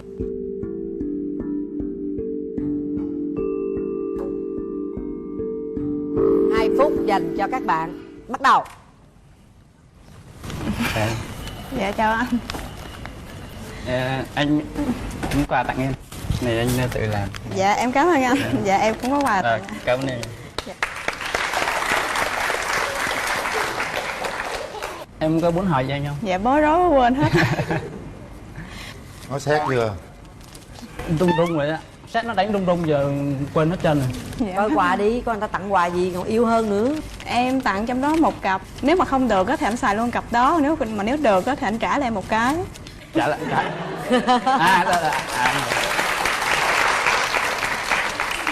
Này chắc trả lại em một cái đó. Anh tặng tiếp em cái này là cái khung hình. Dạ em cảm ơn anh. Hy vọng là hình hai đứa mình sẽ trên này. Em cũng có quà tặng anh. Ủa sao nay ngày nay tặng quà hả ta? Dạ cho em gửi. Dạ. Cảm ơn em. Được rồi, có quà tốt rồi. Cái này anh tự làm hả anh làm hả? Còn hoa? Hoa em cũng làm luôn. Thiệt không? Dạ.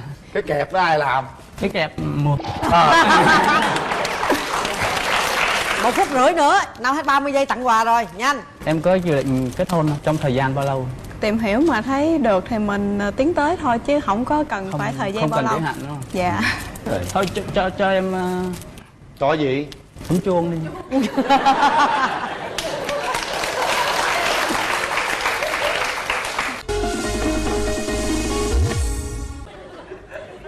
Gì? Vô ngủ chút ra. 1. Thôi đêm. Đi ngủ đi. Ngày có hai người sao? Em cứ để nửa tiếng hai người làm gì? 2. Thôi khỏi, đừng đếm nữa. 3.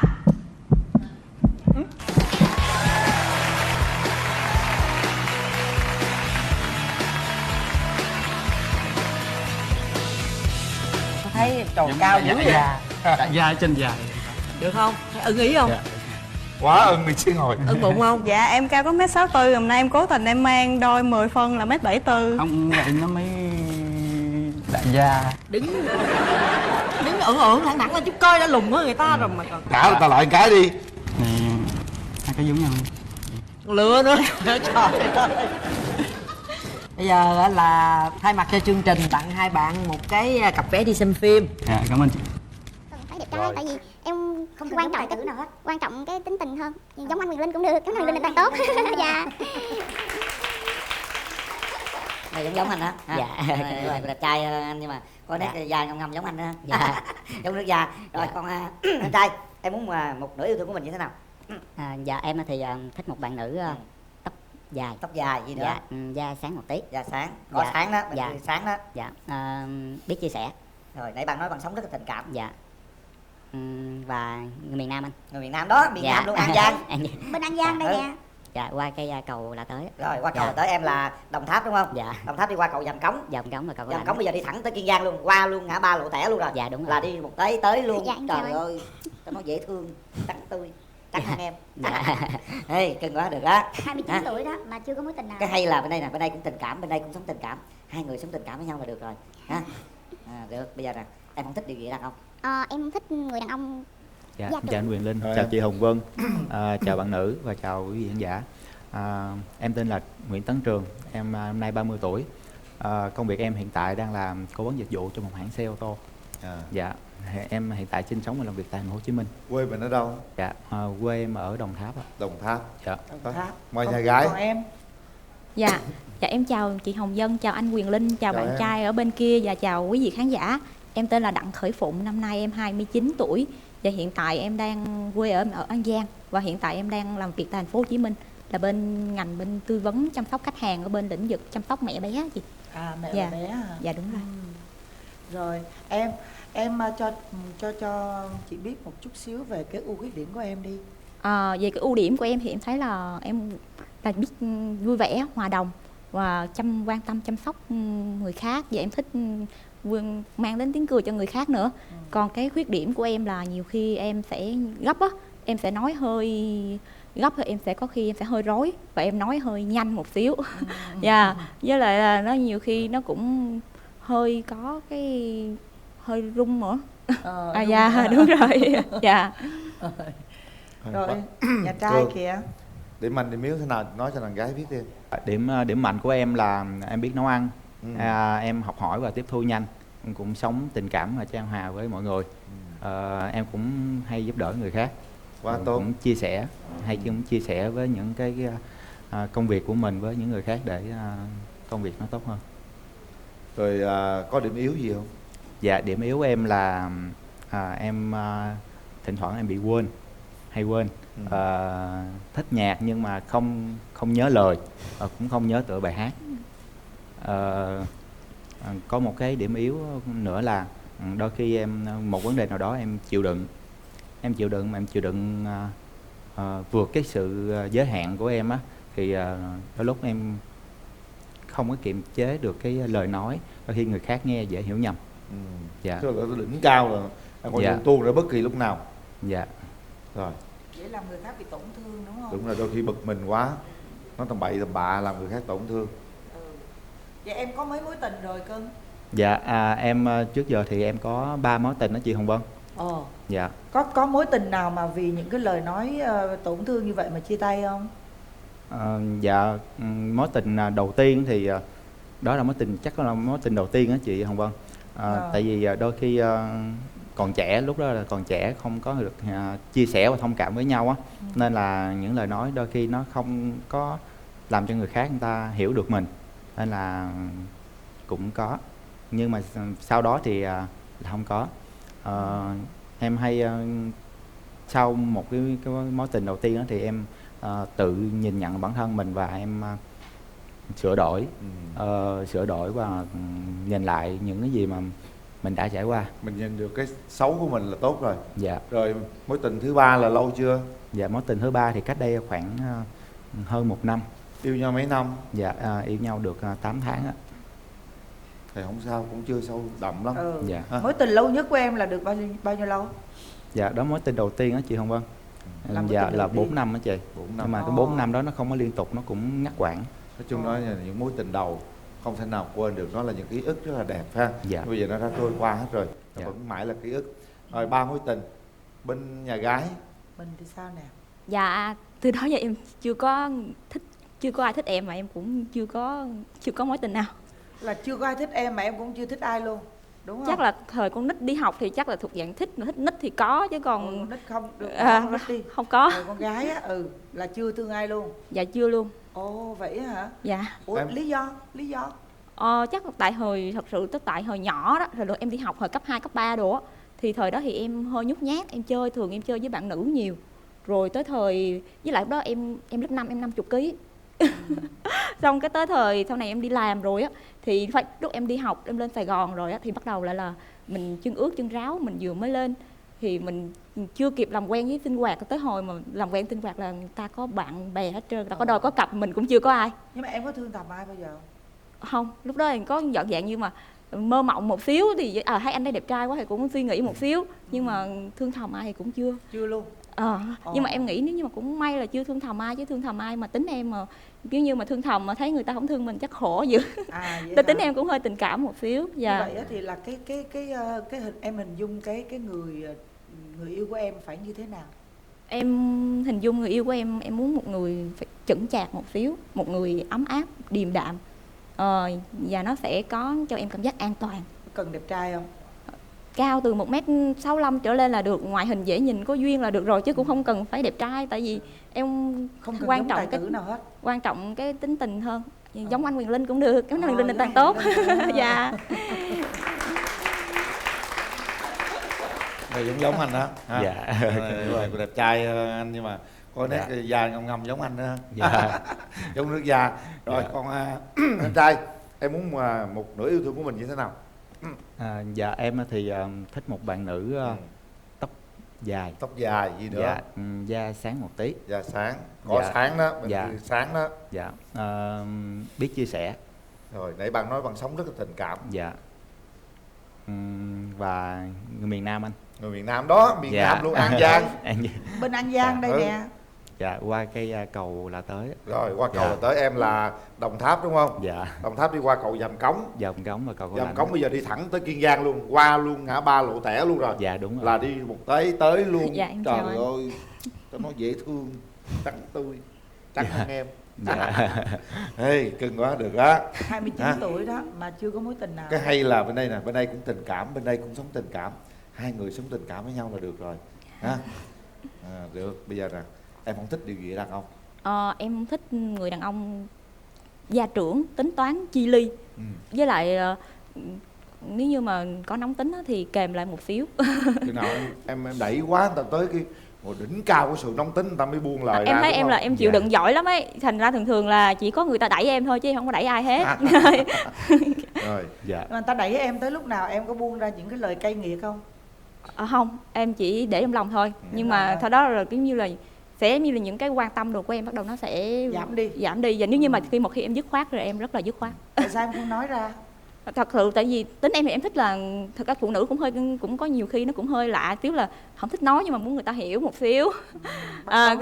Đúng rồi, lấy mấy cái đó mà còn phải nói ra, hoặc không có khả năng nếu như mà thân thiết hơn thì em có khả năng em cũng sẽ nói ra. Nếu như mà hai người nói ra đi em ơi. Đúng rồi. Nói ai mà hiểu mà. Thời buổi này nhiều cái mệt mỏi quá rồi ha. Còn đủ thứ, trời ơi, tất bật mưu sinh, cơm áo gạo tiền, mưa bão gió lũ, nói đi cho người ta hiểu luôn chứ. Đúng rồi. Thôi, nói chung là hai bạn anh thấy cũng có nhiều cái tính tương đồng với nhau. Bây giờ là anh trai đi với ai nè? Dạ em đi bạn học cùng quê em à. Có bạn học cùng quê hả? Dạ. Đồng Tháp rồi.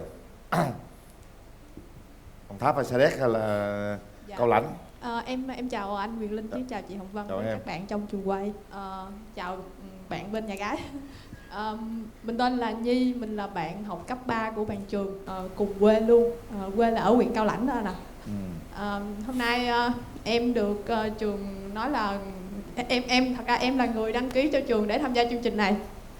Khi chương trình gọi cho bạn Trường thì trường mới biết là em cũng đăng ký khá cũng vài tháng rồi á. Thì hôm nay em được cho là người thân của trường đến đây. Thì thật ra nãy giờ em nghe bạn nữ chia sẻ thì em thấy ở hai bạn có cái điểm chung với nhau á. Thật ra là hai bạn cùng làm cái ngành dịch vụ khách hàng. Thì cái khả năng thấu hiểu và chia sẻ với nhau thì em nghĩ sẽ là có, đặc biệt là bạn nữ làm bên cái ngành mẹ và bé nữa. Thì ở đây trường có cái mong muốn cái mẫu hình bạn gái của mình đó là người miền Tây này, thì An Giang với Đồng Tháp ra nó rất là gần, qua cầu là đã tới. Bạn nữ cũng khá là xinh và trắng, cái chuẩn chiều cao cũng cỡ như bạn Trường mong kỳ vọng ra. Thì em thấy là hai bạn cũng có thể cho mình một cái cơ hội để có thể tìm hiểu với nhau. Và cái tính của Trường thì cũng muốn là chia sẻ, có người lắng nghe và chia sẻ với nhau, thì em nghĩ là bạn nữ khá là phù hợp. Dạ. Rồi, cảm ơn em. Vậy là cũng có một ý kiến của mình bạn trai rồi. Bạn gái. Em đi với hai bạn chung phòng của em anh. Chung phòng ha. Dạ, chào chị Hồng Vân, chào anh Quyền Linh và chào tất cả các bạn xem chương trình. Thì em thấy bạn trai này cũng khá là dễ nhìn, hiền, chân thành. Đồng Phụng thì cũng rất là hiền, biết quan tâm người khác. Thì em hy vọng hai bạn cho nhau cơ hội tìm hiểu. Cảm ơn. Rồi, cảm ơn em. Thôi bây giờ hai bạn tìm hiểu sẵn luôn đi, mở rào. Đó, cách tìm hiểu trực diện luôn nào. Kéo rào. Ông mở rào ngủ rồi hả?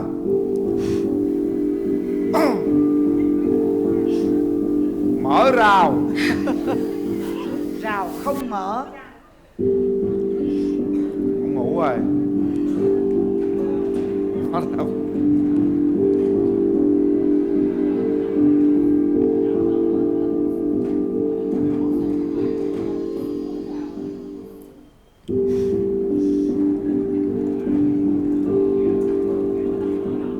Chắc mở tới sáng quá.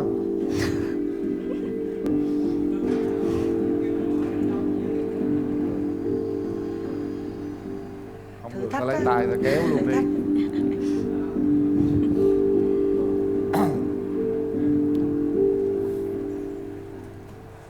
Ngồi nghiêng rồi hả chị hả?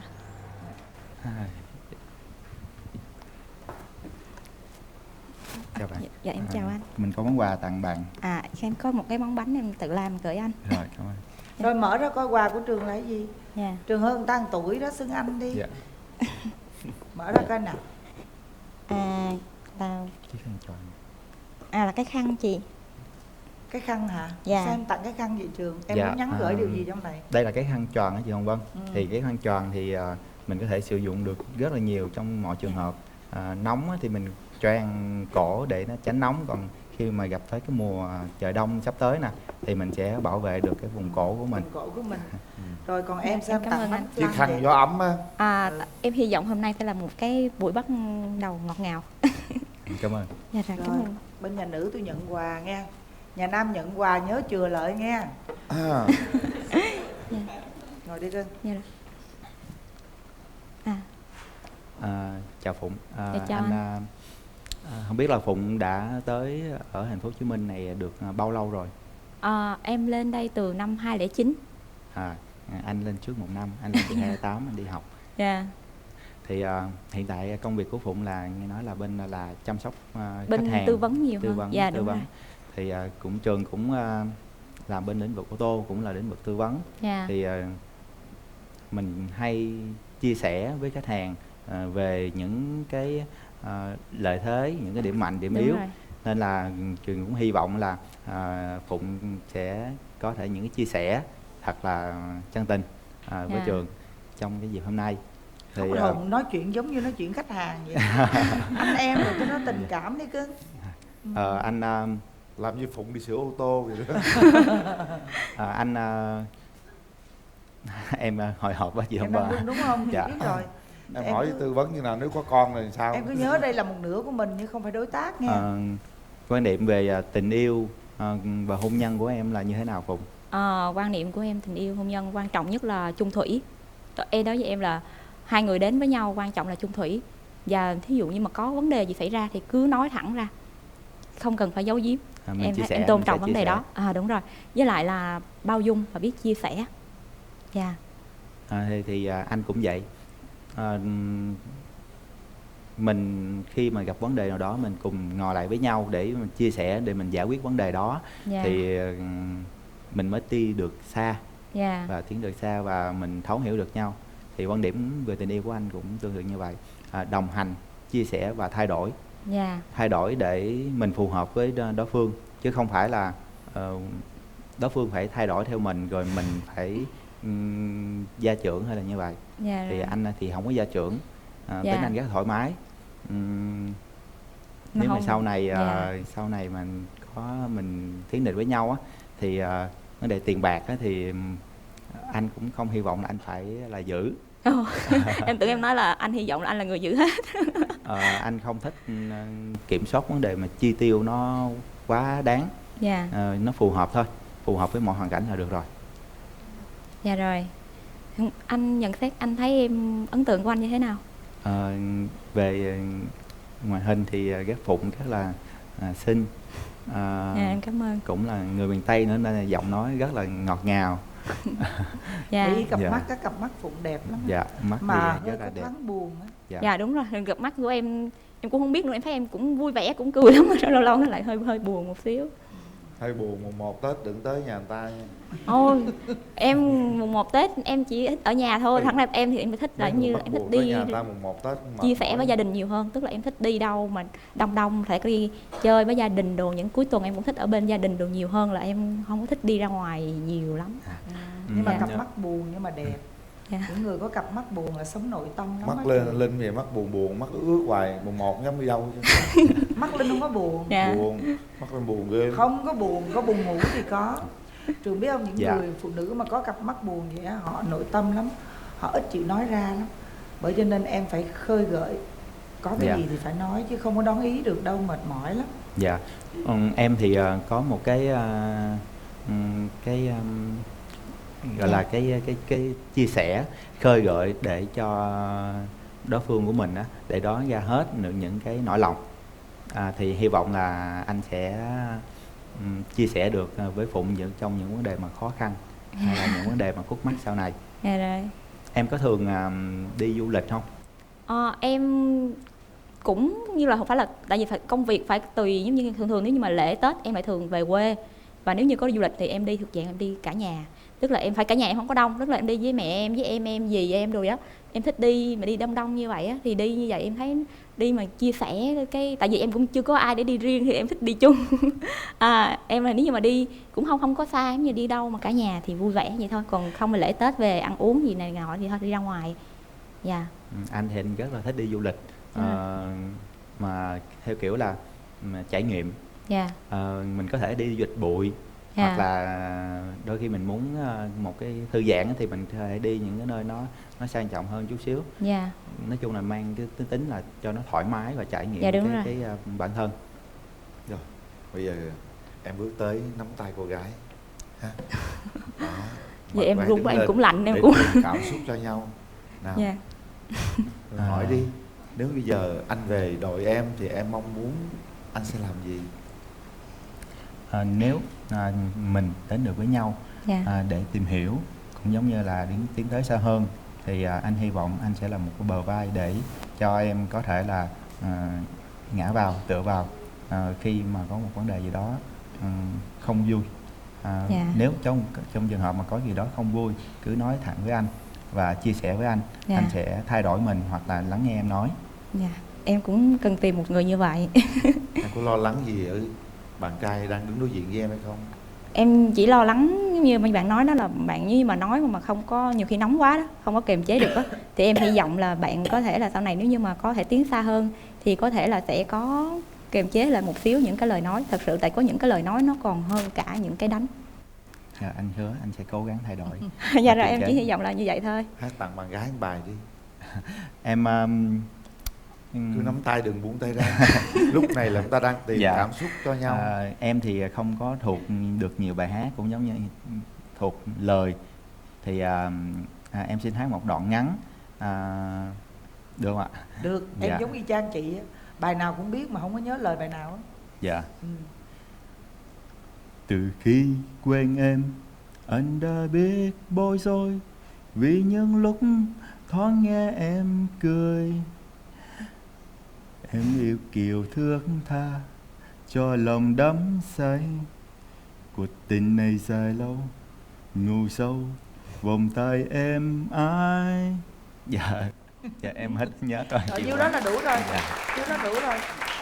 Phụng có đáp lại gì không cưng? Bạn gái thật đáp sự lại thôi. em không nhớ được bài nào luôn á. Một vài câu để nếu như mà một bạn vài trai có thể câu cảm thì nhận thôi. nếu như một vài câu thì đó là một bài hồi xưa mẹ em thường hay ru em trai em ấy, nhưng mà tại em thích bài đó thành ra nhiều khi em sợ em không có ca đúng được nữa, tại vì đó là thích là cứ hát đi. đó là một đoạn tiếng Hoa.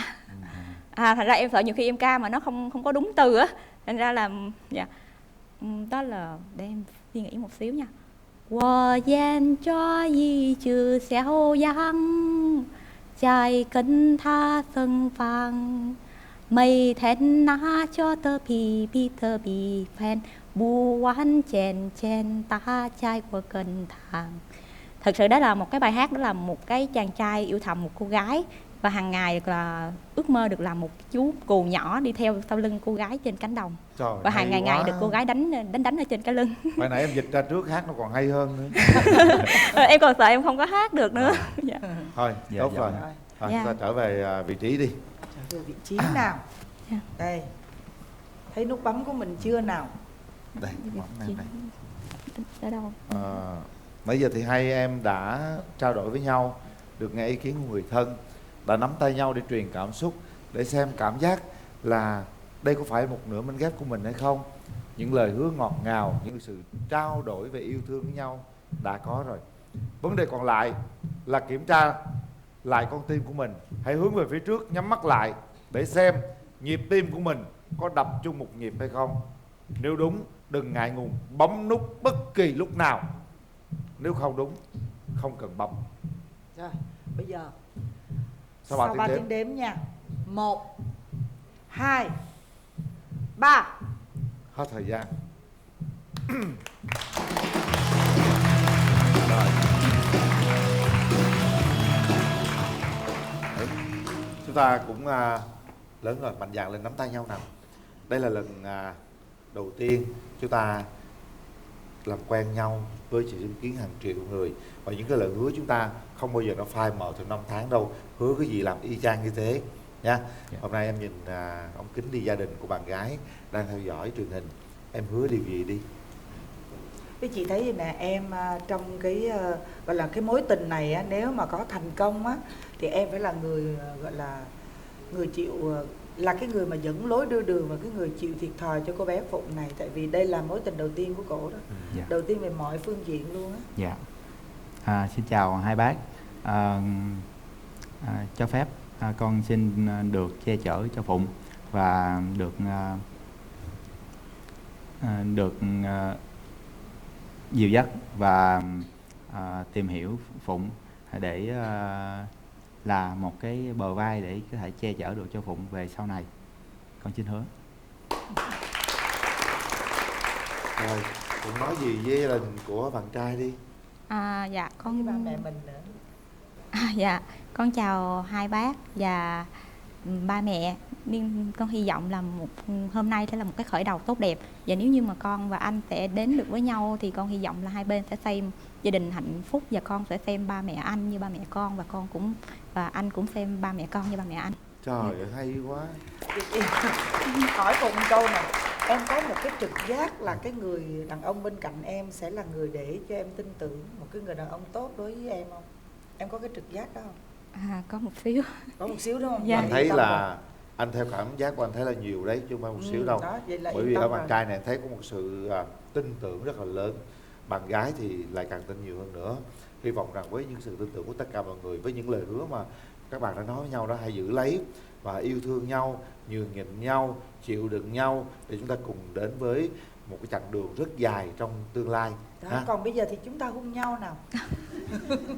Hai bác cho con xin phép con hôn Phụng nha.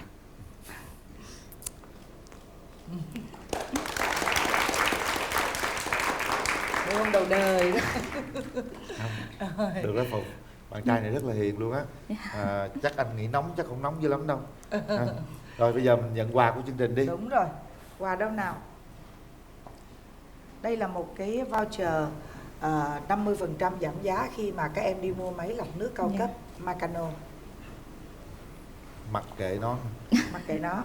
Còn đây là một cái voucher cho một cái thương hiệu thời trang Maven. là dành riêng cho Phụng nha. Dạ rồi, em cảm ơn. Máy nước nóng Atlantic, máy nước nóng Senton nhập khẩu ở Mã Lai. Dạ. Đây, Để không, bây giờ đứa cầm cái nhỏ, đứa cầm cái lớn em ơi. Còn cái lớn này. Máy nước nóng Atlantic của Pháp được nhập khẩu từ Thái Lan nha. Tụi em được bảo hành miễn phí 1 năm, một đổi một, giá trị là 7 triệu. Dạ. Hãy giữ bánh của nhau. Dạ. Để hồi hai đứa kiếm chỗ nào ngồi ăn đi. Dạ. Rồi giao lưu với nhau. Ăn không hết. Cái khăn. Ăn không hết đưa lại cho anh. Dạ. Trời đất ơi, nó đổ bây giờ. Đây em cầm đỡ đi chút xíu vô. Dạ. Rồi. Dạ rồi. Dạ rồi, em cảm ơn. Hai đứa hạnh phúc Dạ nha. rồi. Dạ, cảm ơn nhiều. Mình cho bằng Phụng đi trước đi, mình đi sao bảo vệ bằng Phụng nào. Đấy. Trời ơi. Làm như tình yêu rồi phải tắm mới sao tặng nước không rồi trời. Dạ. Phụng đi trước đi. Phụng đi trước đi Phụng. Dạ. Đó. Rồi bạn trai đi sau bảo vệ đó ha. Đó, ngồi là trống lên rồi thoải mái lên coi, để ngồi cũng không chịu nữa. Nha. Này tôi vô vẽ hai cái son là giống như Pikachu vậy. Mình có phải làm dâu gì không em? Nếu lấy vợ về có làm dâu ba mẹ mình gì không? Hay là hai đứa sống riêng? Sống riêng chung nhận được hết. Ba mẹ em đang ở đâu? Dạ đi Đồng Nai. Đồng Nai. Nhưng mà mình lập nghiệp Sài Gòn mà đúng không? Dạ. Dự định tương lai mình là như thế nào? Dạ tùy bằng nữ kia. Sao lại tùy bằng nữ, mình phải có chính kiến chứ. Thích ở đâu ở đó, nhưng em thì ở Sài Gòn. Ở Sài Gòn. Dạ. Mạnh mẽ lên, mình phải có ý của mình. Dạ. Ha. Có hình gì đâu, nãy nó đưa hình gì cho bạn gái coi đó. Nè hình này nè. Con này con gì? Cụ lần chắc. Ủa anh biết con này gì nữa em? Dạ con Pikachu. Nó dễ thương vậy đó. Hồi nãy hai con má đỏ lên nè, quẹt y chang luôn. Không mà con Pikachu nó vậy, còn con cụ lần là nó vậy, hiểu không? Cụ lần nó khác, Pikachu dễ thương hơn nhiều. Hiền quá em. Chị không biết phải cù không? Chị không biết. Hiền lắm, hai tay bốn chân gì. Rồi giới thiệu về mình đi bạn. Dạ em chào anh Quyền Linh, chị Cát Tường, quý vị khán giả ở đây và bạn gái bên kia. Chưa có bạn gái bên kia. Có rồi anh. Có rồi hả? Có rồi. Dạ em xin giới thiệu, em là tên là Hoàng Phước Danh, em đến từ Đồng Nai. Phước Dân hả? Dạ, Phước Danh. Danh hả? Dạ đúng rồi. Em bao nhiêu tuổi Danh? Dạ em năm nay 31 tuổi. Danh làm nghề gì? Dạ, em làm bên kinh doanh đàn. Kinh doanh đàn? Dạ đúng rồi. Đàn gì em? Đàn guitar, đàn cổ. Đàn rồi. bà. Có đàn bà. Dạ không. Thôi Danh là quê ở đâu em? Dạ quê Đồng Nai, gốc ở Huế chị ơi. Hiện tại bây giờ sinh sống ở Đồng Nai luôn hả? Ở quận 8 chị. Quận 8? Dạ. Quê nhưng mà là ở quận 8 luôn, còn Đồng Nai là giờ ai ở đó? Nhà dưới có ba má ở. Dạ. Dạ. Còn Quế là chỉ là gốc thôi đúng không? Dạ con bà con ở đó nhiều lắm. Rồi mời bạn gái giới thiệu. Em chào anh Quyền Linh, chị Cát Tường và chào quý vị khán giả. Chào bạn anh bên kia rèm. Em xin tự giới thiệu. Em cùng tên với cụ Phan Chu Trinh, chữ lót của cụ Phan Bội Châu và họ của cụ Lương Văn Cam. Dạ em chính là Lương Bội Trinh. Dở. Dạ em chào cụ. Dạ cụ là tên gì ạ? Dạ em tên Trinh ạ. Em tên Trinh. Dạ. Tin nhiêu tuổi? Dạ em 36 tuổi cộng 2. Đó là chuyện của cách đây có lẽ là 10 năm về sau ạ.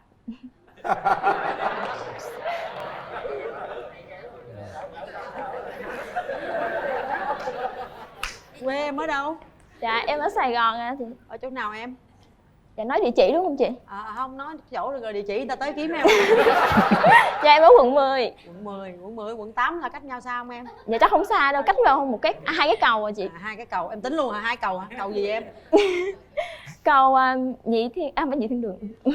Đúng ra là em phải giới thiệu là quê em ở Cần Thơ, cách thành phố Hồ Chí Minh 180 cây. Đó là nhà em ở Sài Gòn. Chị ngồi vậy biết em biết để làm chi không em? Dạ. Thế chị vậy là em biết để làm chi không? Chả chị. Giỡn vui thôi. 28 tuổi đúng không? Dạ. Quê ở đâu quên nói vòng vòng rồi chị quên luôn rồi. Dạ em ở Sài Gòn quận 10. Ở Sài Gòn quận 10 là quê luôn. Dạ. Gốc luôn. Dạ gốc lên. Rồi 28 tuổi, điểm mạnh điểm yếu của em là gì? Dạ điểm mạnh em thì em không có, nhưng mà điểm yếu thì hơi bị nhiều quá chị. Rồi điểm yếu gì đâu? Thôi thì em nói một vài điểm mạnh mà bạn bè nói thôi chứ em cũng không biết có phải điểm mạnh của em hay không. Thì tính thì em tương đối vui vẻ cởi mở, nên nhiều khi bạn bè nói là hơi bị khùng đó, em cũng tương đối thẳng thắn. Những Bạn gì bè mà em nói đây nãy giờ không ai nói hết trơn nha. Dạ bạn em hay dìm hàng em lắm luôn. Thấy dễ thương vậy mà nói kỳ. Rồi gì nữa? Dạ em tương đối thẳng thắn, những gì mà em không thích á thì em sẽ thể hiện ra mặt như vậy đó. chứ em không có thích những cái người mà a vua suông nịnh rồi. Dạ. Còn điểm yếu của em á thì nếu mà điểm mạnh của em là nói nhiều thì điểm yếu của em thì được coi là lắm lời. Em nói rất là nhiều. Ngoài ra thì tính của em á là thuộc dạng rất là nóng tính và cũng rất là khó tính. Vì vậy mới ế tới giờ đó chị. Anh bên kia có sợ gì chưa? Dạ không. Hả? Không sợ hả? Dạ không sợ chứ. Không sợ hả? Dạ không. Không sợ, mình tiến lên luôn đi em. Với lại tật xấu của em á là cũng là ham ăn ham ngủ. Bình thường á nếu mà không có đi làm á, ở nhà ngày chủ nhật á em rất thích ngủ nướng. Ngủ tới mấy giờ? Ngủ nhiều nhất là khoảng 8 giờ. Chiều ngủ tiếp. 8 giờ nướng cái gì? Vậy là nướng rồi, bình thường đi làm á là 5 giờ rưỡi là em phải dậy rồi đó. Vậy hả? Chị Tường như ngủ tới 11 giờ mà hỏi nói chị nướng chị la đó. Rồi bạn trai bên đây. Dạ. Em có ưu điểm gì, khuyết điểm gì giới thiệu cho bạn bên kia nghe luôn. Dạ, ưu điểm của em á là biết nấu ăn. Biết nấu ăn. Dạ. Gì nữa?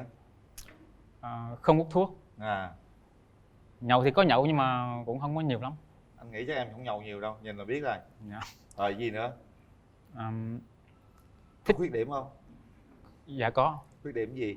Dạ hơi bị rụt rè trước đám đông. Đúng rồi, hơi rụt rè, nãy giờ ngồi bên đây rung lắm đó nha. Rung không? Rung. Rồi sao nữa? Cũng lúc cũng ít nói mà lúc gặp vui vui thì nói nhiều.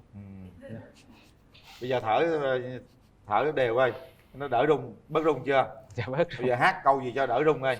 Thường ta hát xong cái ta thoải mái liền à. Dạ không biết. Hả? Hát đại đi em, hát gì cho nó thoải mái. Thường mình rung, mình hồi hộp gì mình hát cái nó hết à. Cười dễ thương ghê. Giống đầy ghê. Bạn em hả? Dễ thương hả? Mắc cỡ cái mặt đỏ hát rồi chưa? Đó. Hả? Hát chưa? Đang chuẩn bị hát, đang mắc cỡ. Mặt đỏ hồng lên chứ. Hát đi em, hát đại cho nó vui à. 2, 3.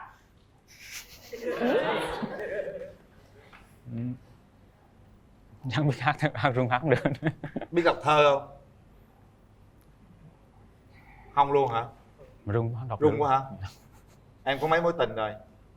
Dạ, yêu chính thức có một mối tình mà hồi đó có thương một người, cũng một người nữa là 2. Thương một người cũng không yêu lại? Có yêu nhưng mà nó không có sâu đậm. Có yêu một người chính thức. Chính thức nói lớn lên chút xíu em ơi, nói dạ. lớn lên. Dạ được 1 năm mấy. Tức là yêu chính thức năm mấy? Dạ. Lý do sao chia tay? Lý do bạn ấy qua bị định cư. Qua định cư? Dạ. Ở bển luôn? Dạ đúng rồi. Rồi giờ có để ý ai nữa chưa? Dạ chưa, cũng có nhưng có tìm hiểu đi chơi nhưng mà không có phù hợp nên không có. Rồi. Dạ. Coi như là có một mối tình thôi đúng không? Đó. Dạ. Cũng ngắn lắm, không có dài. Bạn gái mình có bao nhiêu mối tình rồi em? Em có nhiều lắm nhưng mà mối tình chính thức thì chỉ có một mối tình thôi ạ. Một mối tình, bao Dạ. lâu rồi? Em quen được 2 năm. Quen được 2 năm thì lúc đó thì cũng do tuổi trẻ bồng bột mà nóng tính thì hai người hay cãi nhau. Với lại á, em quen á, anh đó là ở dưới quê thì em về dưới quê á, thì họ không có thích người thành phố lắm, kiểu như là nói là em thì hồi nãy em nói đó, điểm mạnh em thì không có nhiều mà điểm yếu thì rất là nhiều. Nghĩ là dân thành phố không có biết bếp núc nội trợ, nhưng thực sự thì cũng không phải không biết. Em á, thì nấu á, thì biết nấu mà quan trọng là có ăn được hay không thôi. Chị thì chị nghĩ ba cái chuyện đó nó dễ lắm, vấn đề mình có thích làm hay không thích làm thôi. Còn thích làm là được hết à, nấu lần lại không được thì đổ bỏ, tiếc tiền làm sao nấu được thôi, đúng không? Mai mốt Chuyện chồng mà về. nấu cơm nấu nước là cái chuyện thiệt, cái vừa thiệt một tay bỏ túi, một tay vừa nấu còn được nữa, vấn đề là ăn được hay không, đúng không? Mà ăn không được thì lần sau phải ăn được. Mình có muốn làm hay không thôi. Thì mai mốt á kêu cô nó lấy chồng về đó nấu xong nó anh ăn đi, ăn không được đổ chó ăn.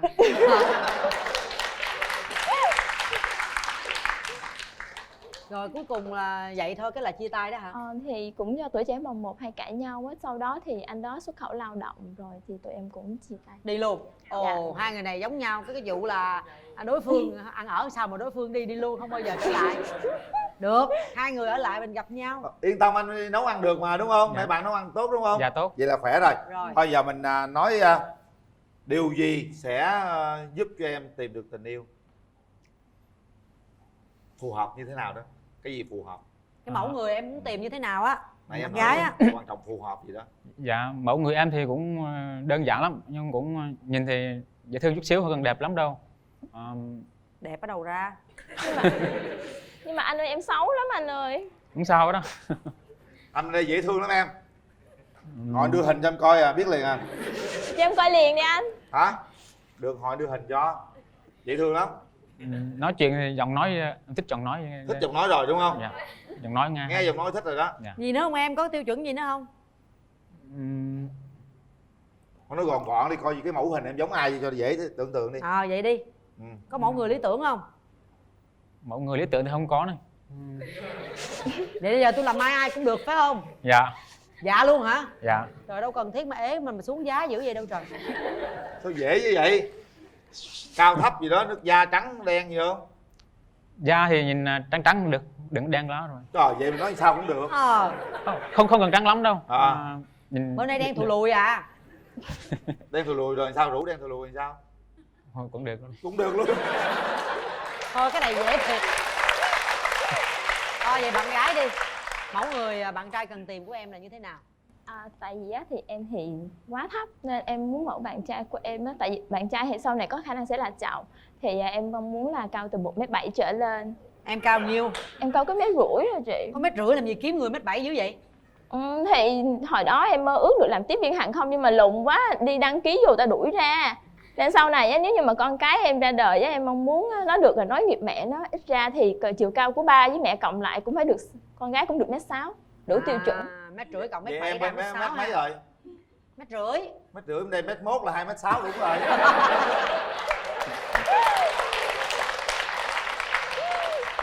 Hỏi rồi hỏi nữa. Ngoài chiều cao ra còn gì nữa không em? Thì không mập, không ốm, không hói, đầu chọc được, đầu chọc dễ thương. Không hói mà đầu trọc thì được. Dạ. Nếu như mà hói á thì cạo luôn đi, chứ đừng có để như vậy nhìn kỳ cục lắm. Không, cô này dễ. Tức quá trời, chào em. Cô này cũng dễ mà. Không hói mà đầu trọc được không? Được. Người ta hói người ta mới cạo trọc. Đúng. Có nhiều người không cạo anh ơi, nhìn vô duyên lắm, mẹ không thích. Sao vô duyên? Chứ em không có thích ăn thịt nửa nạc, em không thích ăn thịt, nói chung là thịt nửa nạc nửa mỡ, em rất là sợ thịt nửa nạc nửa mỡ. Ủa hói là nửa nạc nửa mỡ hả? Thì cỡ vậy để em ví dụ đó anh. Trời đất ơi, mấy người hói cho thông minh lắm nha em. Thì chịu hói mà. Hả? Nếu hói thì cạo trọc luôn đi, đừng có để mà chỗ có chỗ không, nửa nạc nửa mỡ người ta khó chịu. Hiểu không? Vậy hả? Anh tưởng đâu là chịu cọc không chịu hói chứ. Trời ơi, anh này dễ thương lắm, anh không có hói. Vậy được, em thích rồi đó. Bệnh chọc lóc đâu lấy thấy gì hói. Đầu chọc dễ thương anh. Ra ngoài đường á, có gì nhìn ngầu lắm, có gì bảo vệ em được. Chứ em nhỏ con. Cô này ngộ hay gu lạ? Gu lạ thiệt á. Anh này dễ thương lắm. Chúc anh đưa hình mẫu cho em coi. Đưa liền đi anh. Ở bên này có cái gì ghê lắm, sao mà cái đòi đưa hình? Không, dễ thương lắm. Người ngồi bển đưa người coi mắc gì đưa hình. Yêu cầu em còn gì nữa không? Dạ. Thì không có tính gia trưởng, không có hút thuốc, em rất là dị ứng khói thuốc. Rồi anh này dễ thương hết, bao luôn. Không có nhậu nhẹt, không hút thuốc luôn, không gia trưởng luôn. Anh ngồi bển còn rung một trận. Với lại là anh phải có chính kiến. Với lại có một điều rằng là anh có hiền không? Anh thấy anh hiền khô đã nói, bây giờ ngồi rung ở bển á, nghe em nói mà rung một cặp bển á. Mà có cù lần không anh? Cù lần là sao? Cù lần là sao trời? Anh biết con cù lần không? Nhìn rất là dễ thương, rất là hiền, nhưng mà cái gặp người đó là cứ che mặt xấu hổ vậy nè. Ở đây cũng xấu hổ rồi đó. Vậy hả? Mà không phải cù lần. Vậy hả? Không giống cù lần, giống con khác. Con gì? Chứ con gì anh? Thì giúp anh đưa hình cho coi. Nữa. Anh cứ dụ em hoài à, đưa liền đi. Vậy nó mới bí ẩn chứ. Không? Rồi thôi được, anh thấy em cũng cá tính đó nha. Bây giờ chị hỏi nè, bây giờ muốn lấy chồng chưa? Trời muốn lắm rồi đó chị. Muốn lắm hả? Mơ mà em còn mơ lấy chồng nữa đó. Có mơ lấy chồng nữa hả? Có. Mơ sao em? Mơ là bước vô nhà thờ nhưng mà cô dâu phải là em. Thì đi dự đám cưới của bạn á. Bây giờ nếu được thì chừng nào em đám cưới? Cái này phải do bạn bên kia. Nhưng mà em thích á, nếu mà để em chọn em cưới người ta là em muốn chừng nào em cưới? Ngay bây giờ luôn, ngay và luôn.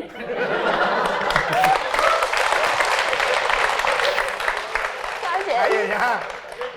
Cái vụ này hay, lần đầu tiên tổ chức sân khấu trên đây luôn á, đám cưới luôn á. Em ơi, nhưng mà giờ em em gái em kia kìa, em trong giấc mơ em thấy chàng hoàng tử của em như thế nào, em có thể diễn tả được không? Em không thấy rõ mặt thì đã nói là đi đám cưới bạn thôi. Bước vô tới nhà thờ là mở ra là thấy cô dâu không phải mình rồi, là coi như là giật mình thức dậy rồi, tức quá rồi chứ đâu có thấy mặt chú rể đâu. Không thấy mặt luôn hả? Có cái điều gì không thích ở chú rể nữa không, để qua coi luôn nè. Thì... Hết chưa? Dạ tương đối vậy rồi chị. Vậy thôi đúng không? Có xăm mình không vậy? Xăm mình hay không em về em kiểm tra sao chị biết được. Để chị hỏi, nhưng mà nếu người ta nói láo thì chị cũng bó tay. Dạ phải không? Chị xem kỹ nha, có cù lần không nha chị? Không Cù thích. lần chị còn không biết con cù lần nó ra làm Cù sao. lần là sao? Chị không biết sao chị diễn tả em được. Qua con mặt đằng trai đi.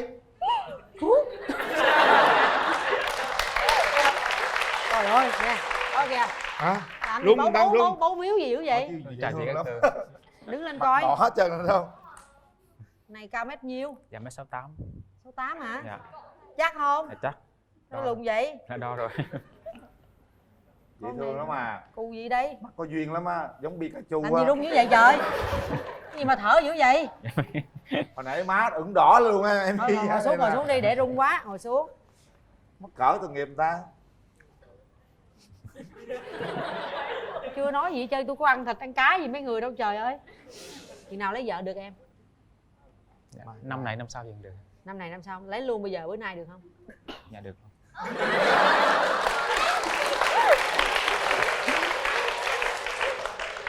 Rồi lấy vợ về ở đâu em? Ở bên quận 8. Quận 8? Dạ. Mình đó là nhà ai đó? Dạ đó mình thuê nhà làm. Làm gì em? Dạ đàn guitar, đàn cổ rồi. Bán đàn hay dạy đàn? Dạ kinh doanh đàn. Rồi có biết đàn không? Biết chút chút. Có thích đàn không? Không. Gài mà không được, không thích đàn. Dạ. Điều gì em không thích ở người bạn gái? Đừng có dữ quá. Đừng cái gì? Đừng có dữ quá. Dạ dữ. Em đã chuẩn bị gì cho đám cưới chưa? Dạ rồi. Chuẩn bị được cái gì rồi? Cây đàn đó. Hả? Dạ cũng có chút đám cưới sao. Ngồi mạnh mẽ lên coi, cổ không có thích cù lần. Em không có được để hai cái tay túm này, ngồi hiên ngang lên. Đó, ngồi rồi chống lên rồi thoải mái lên coi, để hồi cổ không chịu nữa. Dạ. Này tôi vô vẽ hai vết son là giống như Pikachu luôn á. Mình có phải làm dâu gì không em? Nếu lấy vợ về có làm dâu ba mẹ mình gì không? Hay là hai đứa sống riêng? Sống riêng chung nhận được hết.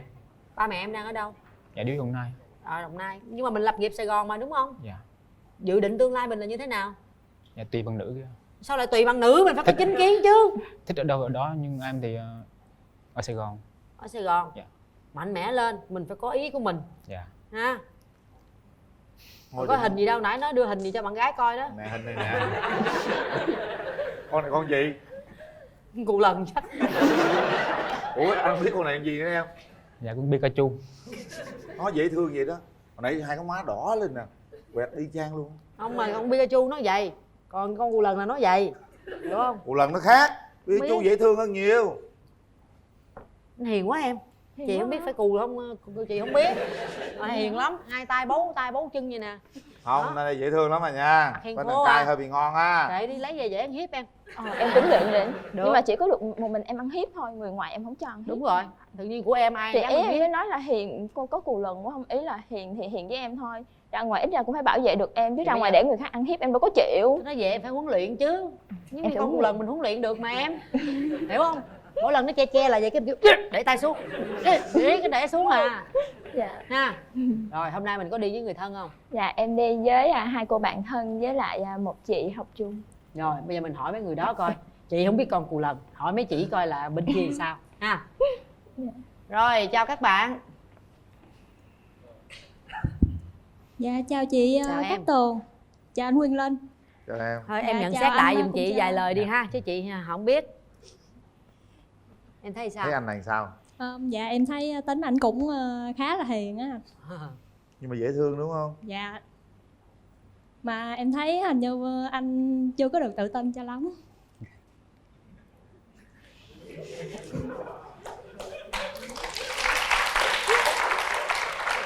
Bởi Linh vì á, cứu nhà trai chút con Linh. hai người thì ta tự tin, còn này ngồi trước đám đông em thử lên đây ngồi để em biết liền à. Ngồi đây rung chết luôn, có nhiều người lên đây rung đái quần luôn á. Bậy rồi. Thành ra anh nói thiệt, thành ra em ngồi đây vị trí này khác. Ráng lên. Giờ rồi bình tĩnh lại rồi đó. Rồi em nhận xét đi em. Trên bạn em á thì cũng hoàn cảnh là cũng mất mẹ từ nhỏ rồi, cho nên nó tính tình thì tự lập sớm mà cũng khá là mạnh mẽ đó chị. Em nghĩ là chắc bù trừ với anh này á chắc là rất là hợp á. Là bảo vệ cho ảnh được đúng không? Dạ đúng rồi. Tốt. Khó tìm người hiền gì lắm nha em nha. Được á. Nói chung là giờ em ưng không? Em có tán thành cho hai bạn này không? Dạ tán thành. Đó, cái mấu chốt là tán thành. Bên đàn trai là ngon lắm ha, đừng giỡn nha bạn gái. Rồi. Ủa em đi với ai vậy? Dạ em đi với bạn học em, lớp trưởng. Lớp trưởng. Dạ. Rồi chào này em. lớp viên hay lớp phó? Dạ bạn Danh trong lớp thì học cũng rất là ngoan ạ. Chỉ là thành viên trong lớp thôi. Học lớp mấy rồi mà dùng từ ngoan ghê vậy em? Đối với tụi em thì Danh cũng như là bạn bè từ nhỏ vậy á, nên sử dụng những từ nói chung là rất là dễ thương. Đó, Danh thì hiền và nhút nhát, nhưng mà được cái là rất là tham công, làm rất là giỏi, làm từ sáng cho tới tối. Bởi vậy nếu mà quen được Danh đó là cơ hội cũng tốt cho bạn đó. Rồi em nhận xét bạn gái bên này như thế nào? Danh ơi, bạn gái bên này rất là cá tính, rất là dễ thương. Hy vọng là Danh cho bạn ấy một cơ hội và bạn ấy cũng cho Danh một cơ hội để quen nhau.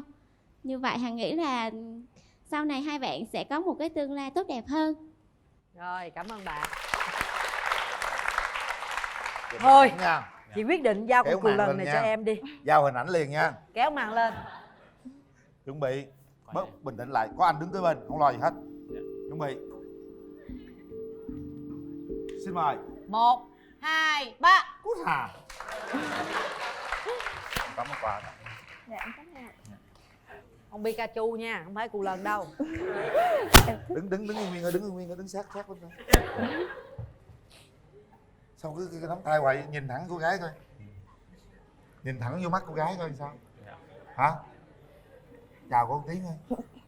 Anh chào em. Dạ, em chào mẹ. Thoải mái lên ha. Hiền lắm, tội nghiệp anh đừng ăn hiếp nha. Đâu có đâu. Rồi ngồi xuống đây. Rồi hai bạn ngồi xuống trò chuyện đi. Hiền quá trời luôn à. Đi theo anh dạy cho vài bài em.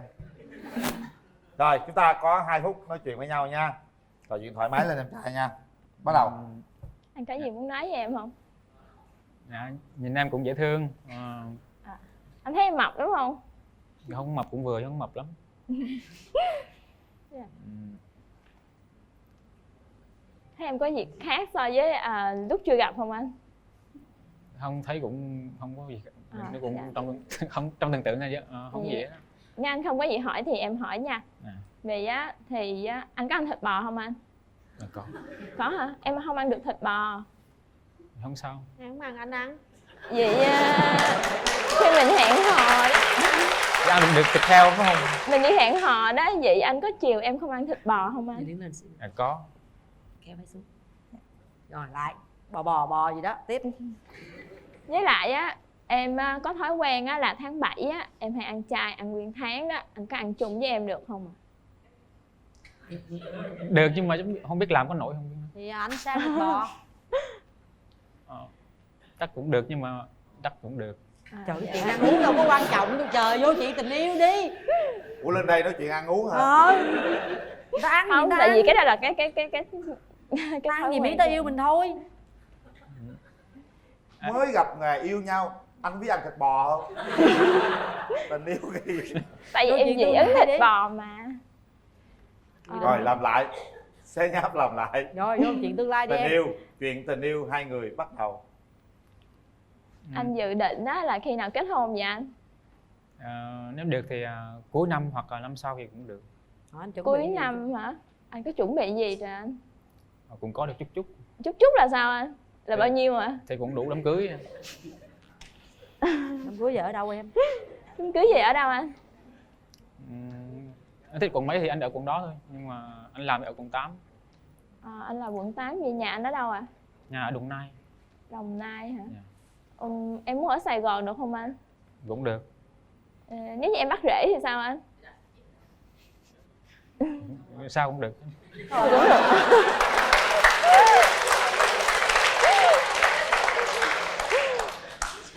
vậy? Một hồi mà em hỏi tới em hỏi vậy em không đẻ anh đẻ được không? Cháu mới nói được luôn á. Em thấy anh sao? Em thấy anh cũng được, nhưng mà anh hiền quá à. Lỡ người ta bắt nạt em rồi sao anh? Anh có đã cứu em không? Thì anh nói cũng được. Cứu chứ.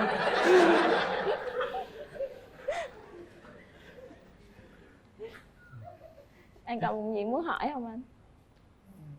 Bây giờ vấn đề không phải là mạnh mẽ hay gì, ta chỉ thấy anh này thì không ai dám đánh em đâu, sợ đánh em anh xỉu á.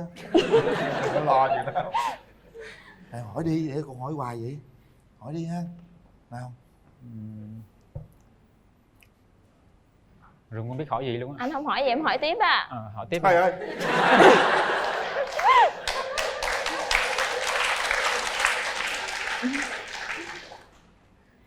Là vậy nè, ví dụ em cảm thấy á, là cuộc sống hiện tại á, là nam nữ á, đều có một sự công bằng và bình đẳng. Thì anh đi làm, em cũng đi làm. Thì em muốn rằng á, sau này nếu như mình có thể mà thành với nhau á, tiến thêm một bước nữa đó, thì em chỉ dự định vậy thôi. Không phải là em đi làm về tất cả nội trợ đều do em làm hết. Thì em cũng hy vọng á, là chồng của em cũng có thể phụ giúp em công việc nhà, cái này cái kia. Cái đó đơn giản. Ví dụ như á, là anh nấu cơm thì em sẽ rửa chén, em giặt đồ. Hoặc là em nấu cơm thì anh sẽ làm những việc lặt vặt còn lại. Ông ảnh làm hết á em. Vậy hay vậy càng tốt chị, em thích quá luôn. Em hỏi ảnh làm được không thì anh được luôn á. Dạ được chị, cái đó mấy gì đó.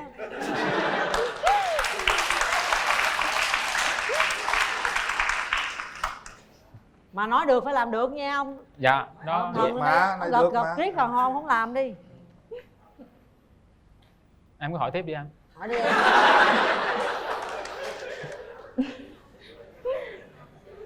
Anh không có gì muốn nói với em hả? Hỏi đi em, hỏi đi. Nếu mà nữa về anh với em về thì em muốn trai, để trai hay gái hỏi luôn đi. Ví dụ như sao có con em muốn trai hay gái? Em muốn là sinh đôi một lần trai gái. Vậy cũng khỏe một lần. Được luôn hả? Đúng rồi, một lần luôn hả? Trời ơi. Sao anh gan dữ vậy em? Dám hứa luôn hả? Dạ. Vụ này khó lắm à. Vụ này nhiều người làm không có được đâu nha. Thôi, đổi đi. Thôi được rồi. Chia ra. Bây giờ nãy giờ là bên đây đàn gái tấn công không à. Bây giờ em bình tĩnh. Em suy nghĩ ít nhất hôm nay em phải nói một cái gì. Chứ không thôi người ta nói em là con cù lần. Không ra không phải cù lần đây dễ thương nha. Đừng nói cù lần đây là cù lần là không nói chứ ngồi mặt. Thì bởi em bây giờ phải nói nè. Người ta dễ thương ta cười hoài à. Nãy giờ em suy nghĩ cái gì, em cảm nhận người bạn gái là như thế nào. Em nói một cái điều gì đó tình cảm nhất, thật lòng em nhất. Nói cho cổ nghe rồi chúng ta mới quyết định bấm nút. Em nói trước, bạn gái nói sau.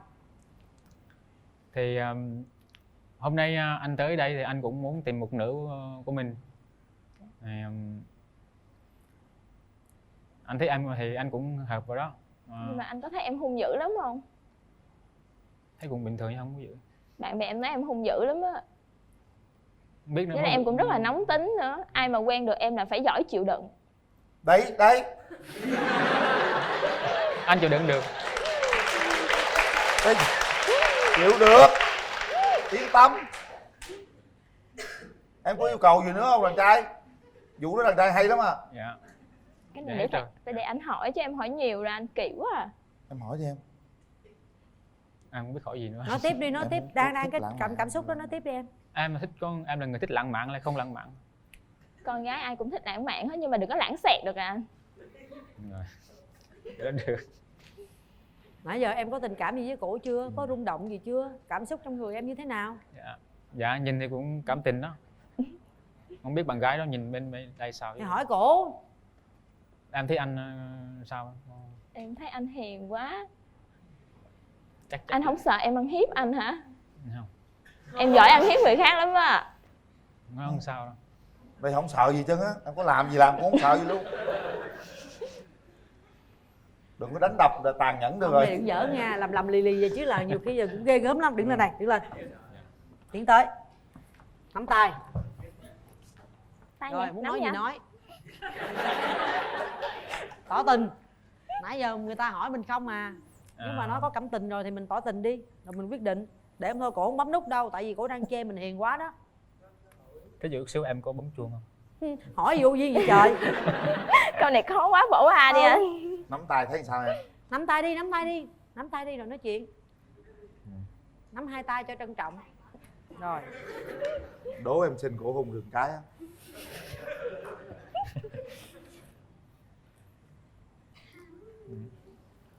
Ủa, em nhớ hình như em nắm tay anh, đâu phải anh nắm tay em đâu. Nói đi em, nói gì đi. Nãy giờ thấy trong lòng mình sao đó? Anh thì thấy cũng có cảm tình đó. Anh thì chút xíu anh bấm chuông rồi đó. Trời, chuông đâu bấm thôi rồi. Hoài ông cứ nhắm cho cái chuông riết hả? Làm gì có chuông đây, làm như Lan và Điệp gì có chuông. Rồi được chưa? Dạ được. Ổn định chưa? Dạ ổn định. Rồi. Đây đặt tay vào nút bấm. Để tay nút bấm đi em trai. Thế này nha. Bây giờ mình nói chuyện để có thể tìm ra một chút gì đó trong cái nhịp tim của mình ha. Suy nghĩ cho thật kỹ nha các bạn. Bên đây một chàng trai rất là dễ thương, rất là hiền. Bên kia cô gái rất là cá tính. Để xem mình có hợp nhau chút gì đó không. Nếu có rung động trái tim hãy bấm nha các bạn. Suy nghĩ kỹ nha. Có phù hợp hay không, tiến tới xa được hay không. Suy nghĩ thật kỹ. Các bạn đang đối diện với người thân, bạn bè, hàng triệu khán giả nha. Chúng ta không phải đến đây bấm để đi chơi uống cà phê. Bấm là các bạn đang trao nhau cái duyên đó các bạn. Một lần trao duyên nó khó lắm. Không phải đơn giản đâu cho các bạn. Bấm nút là chúng ta trao đi cái duyên, chứ không phải là bấm chơi nha. Rồi anh chỉ nói thế để các bạn suy nghĩ thật kỹ. Bây giờ mình có thể giỡn, có thể nói chuyện vui, nhưng lúc này là lúc hết sức là quan trọng. Tuy rằng nó chỉ có 3 tiếng đếm thôi. Nào, nhắm mắt lại, cảm nhận tim mình có rung động hay không. Rung động thì bấm, không rung động không ai ép các bạn bấm cả. Nào. 1 2 3. Hết thời gian. Rồi mời hai bạn.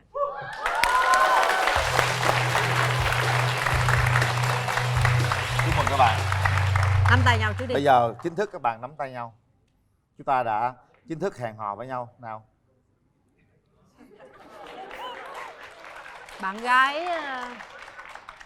Bạn gái còn một chút gì đó hơi chần chừ đúng không? Tại sao? Em bấm hơi chậm ấy. Mém chút là bị loại luôn rồi. Em ấn không ra cái chuông. Ấn không ra hả? Chứ trong bụng nó ưng rồi hả? Dạ. Không. Ăn hiếp được vậy, ăn hiếp được. Thực chất á, anh này rất là dễ thương nha em. Nói khó tìm một người thế này lắm. Chịu khó làm ăn nè, trung thực, thật thà nè, thẳng thắn nè. Chỉ có cái hơi hiền thôi. Cái này thì thuộc về bản tính rồi. Nhưng hiền thì tốt, đâu có sao. Về ảnh đâu đánh đập em đâu sợ. Chỉ sợ em đánh đập ảnh thôi. Vậy không có ăn hiếp ta quá nha không? Ăn hiếp nha, tội nghiệp luôn nha. Mốt có gì mét anh nha em. Dạ, mét anh. Mét anh nha.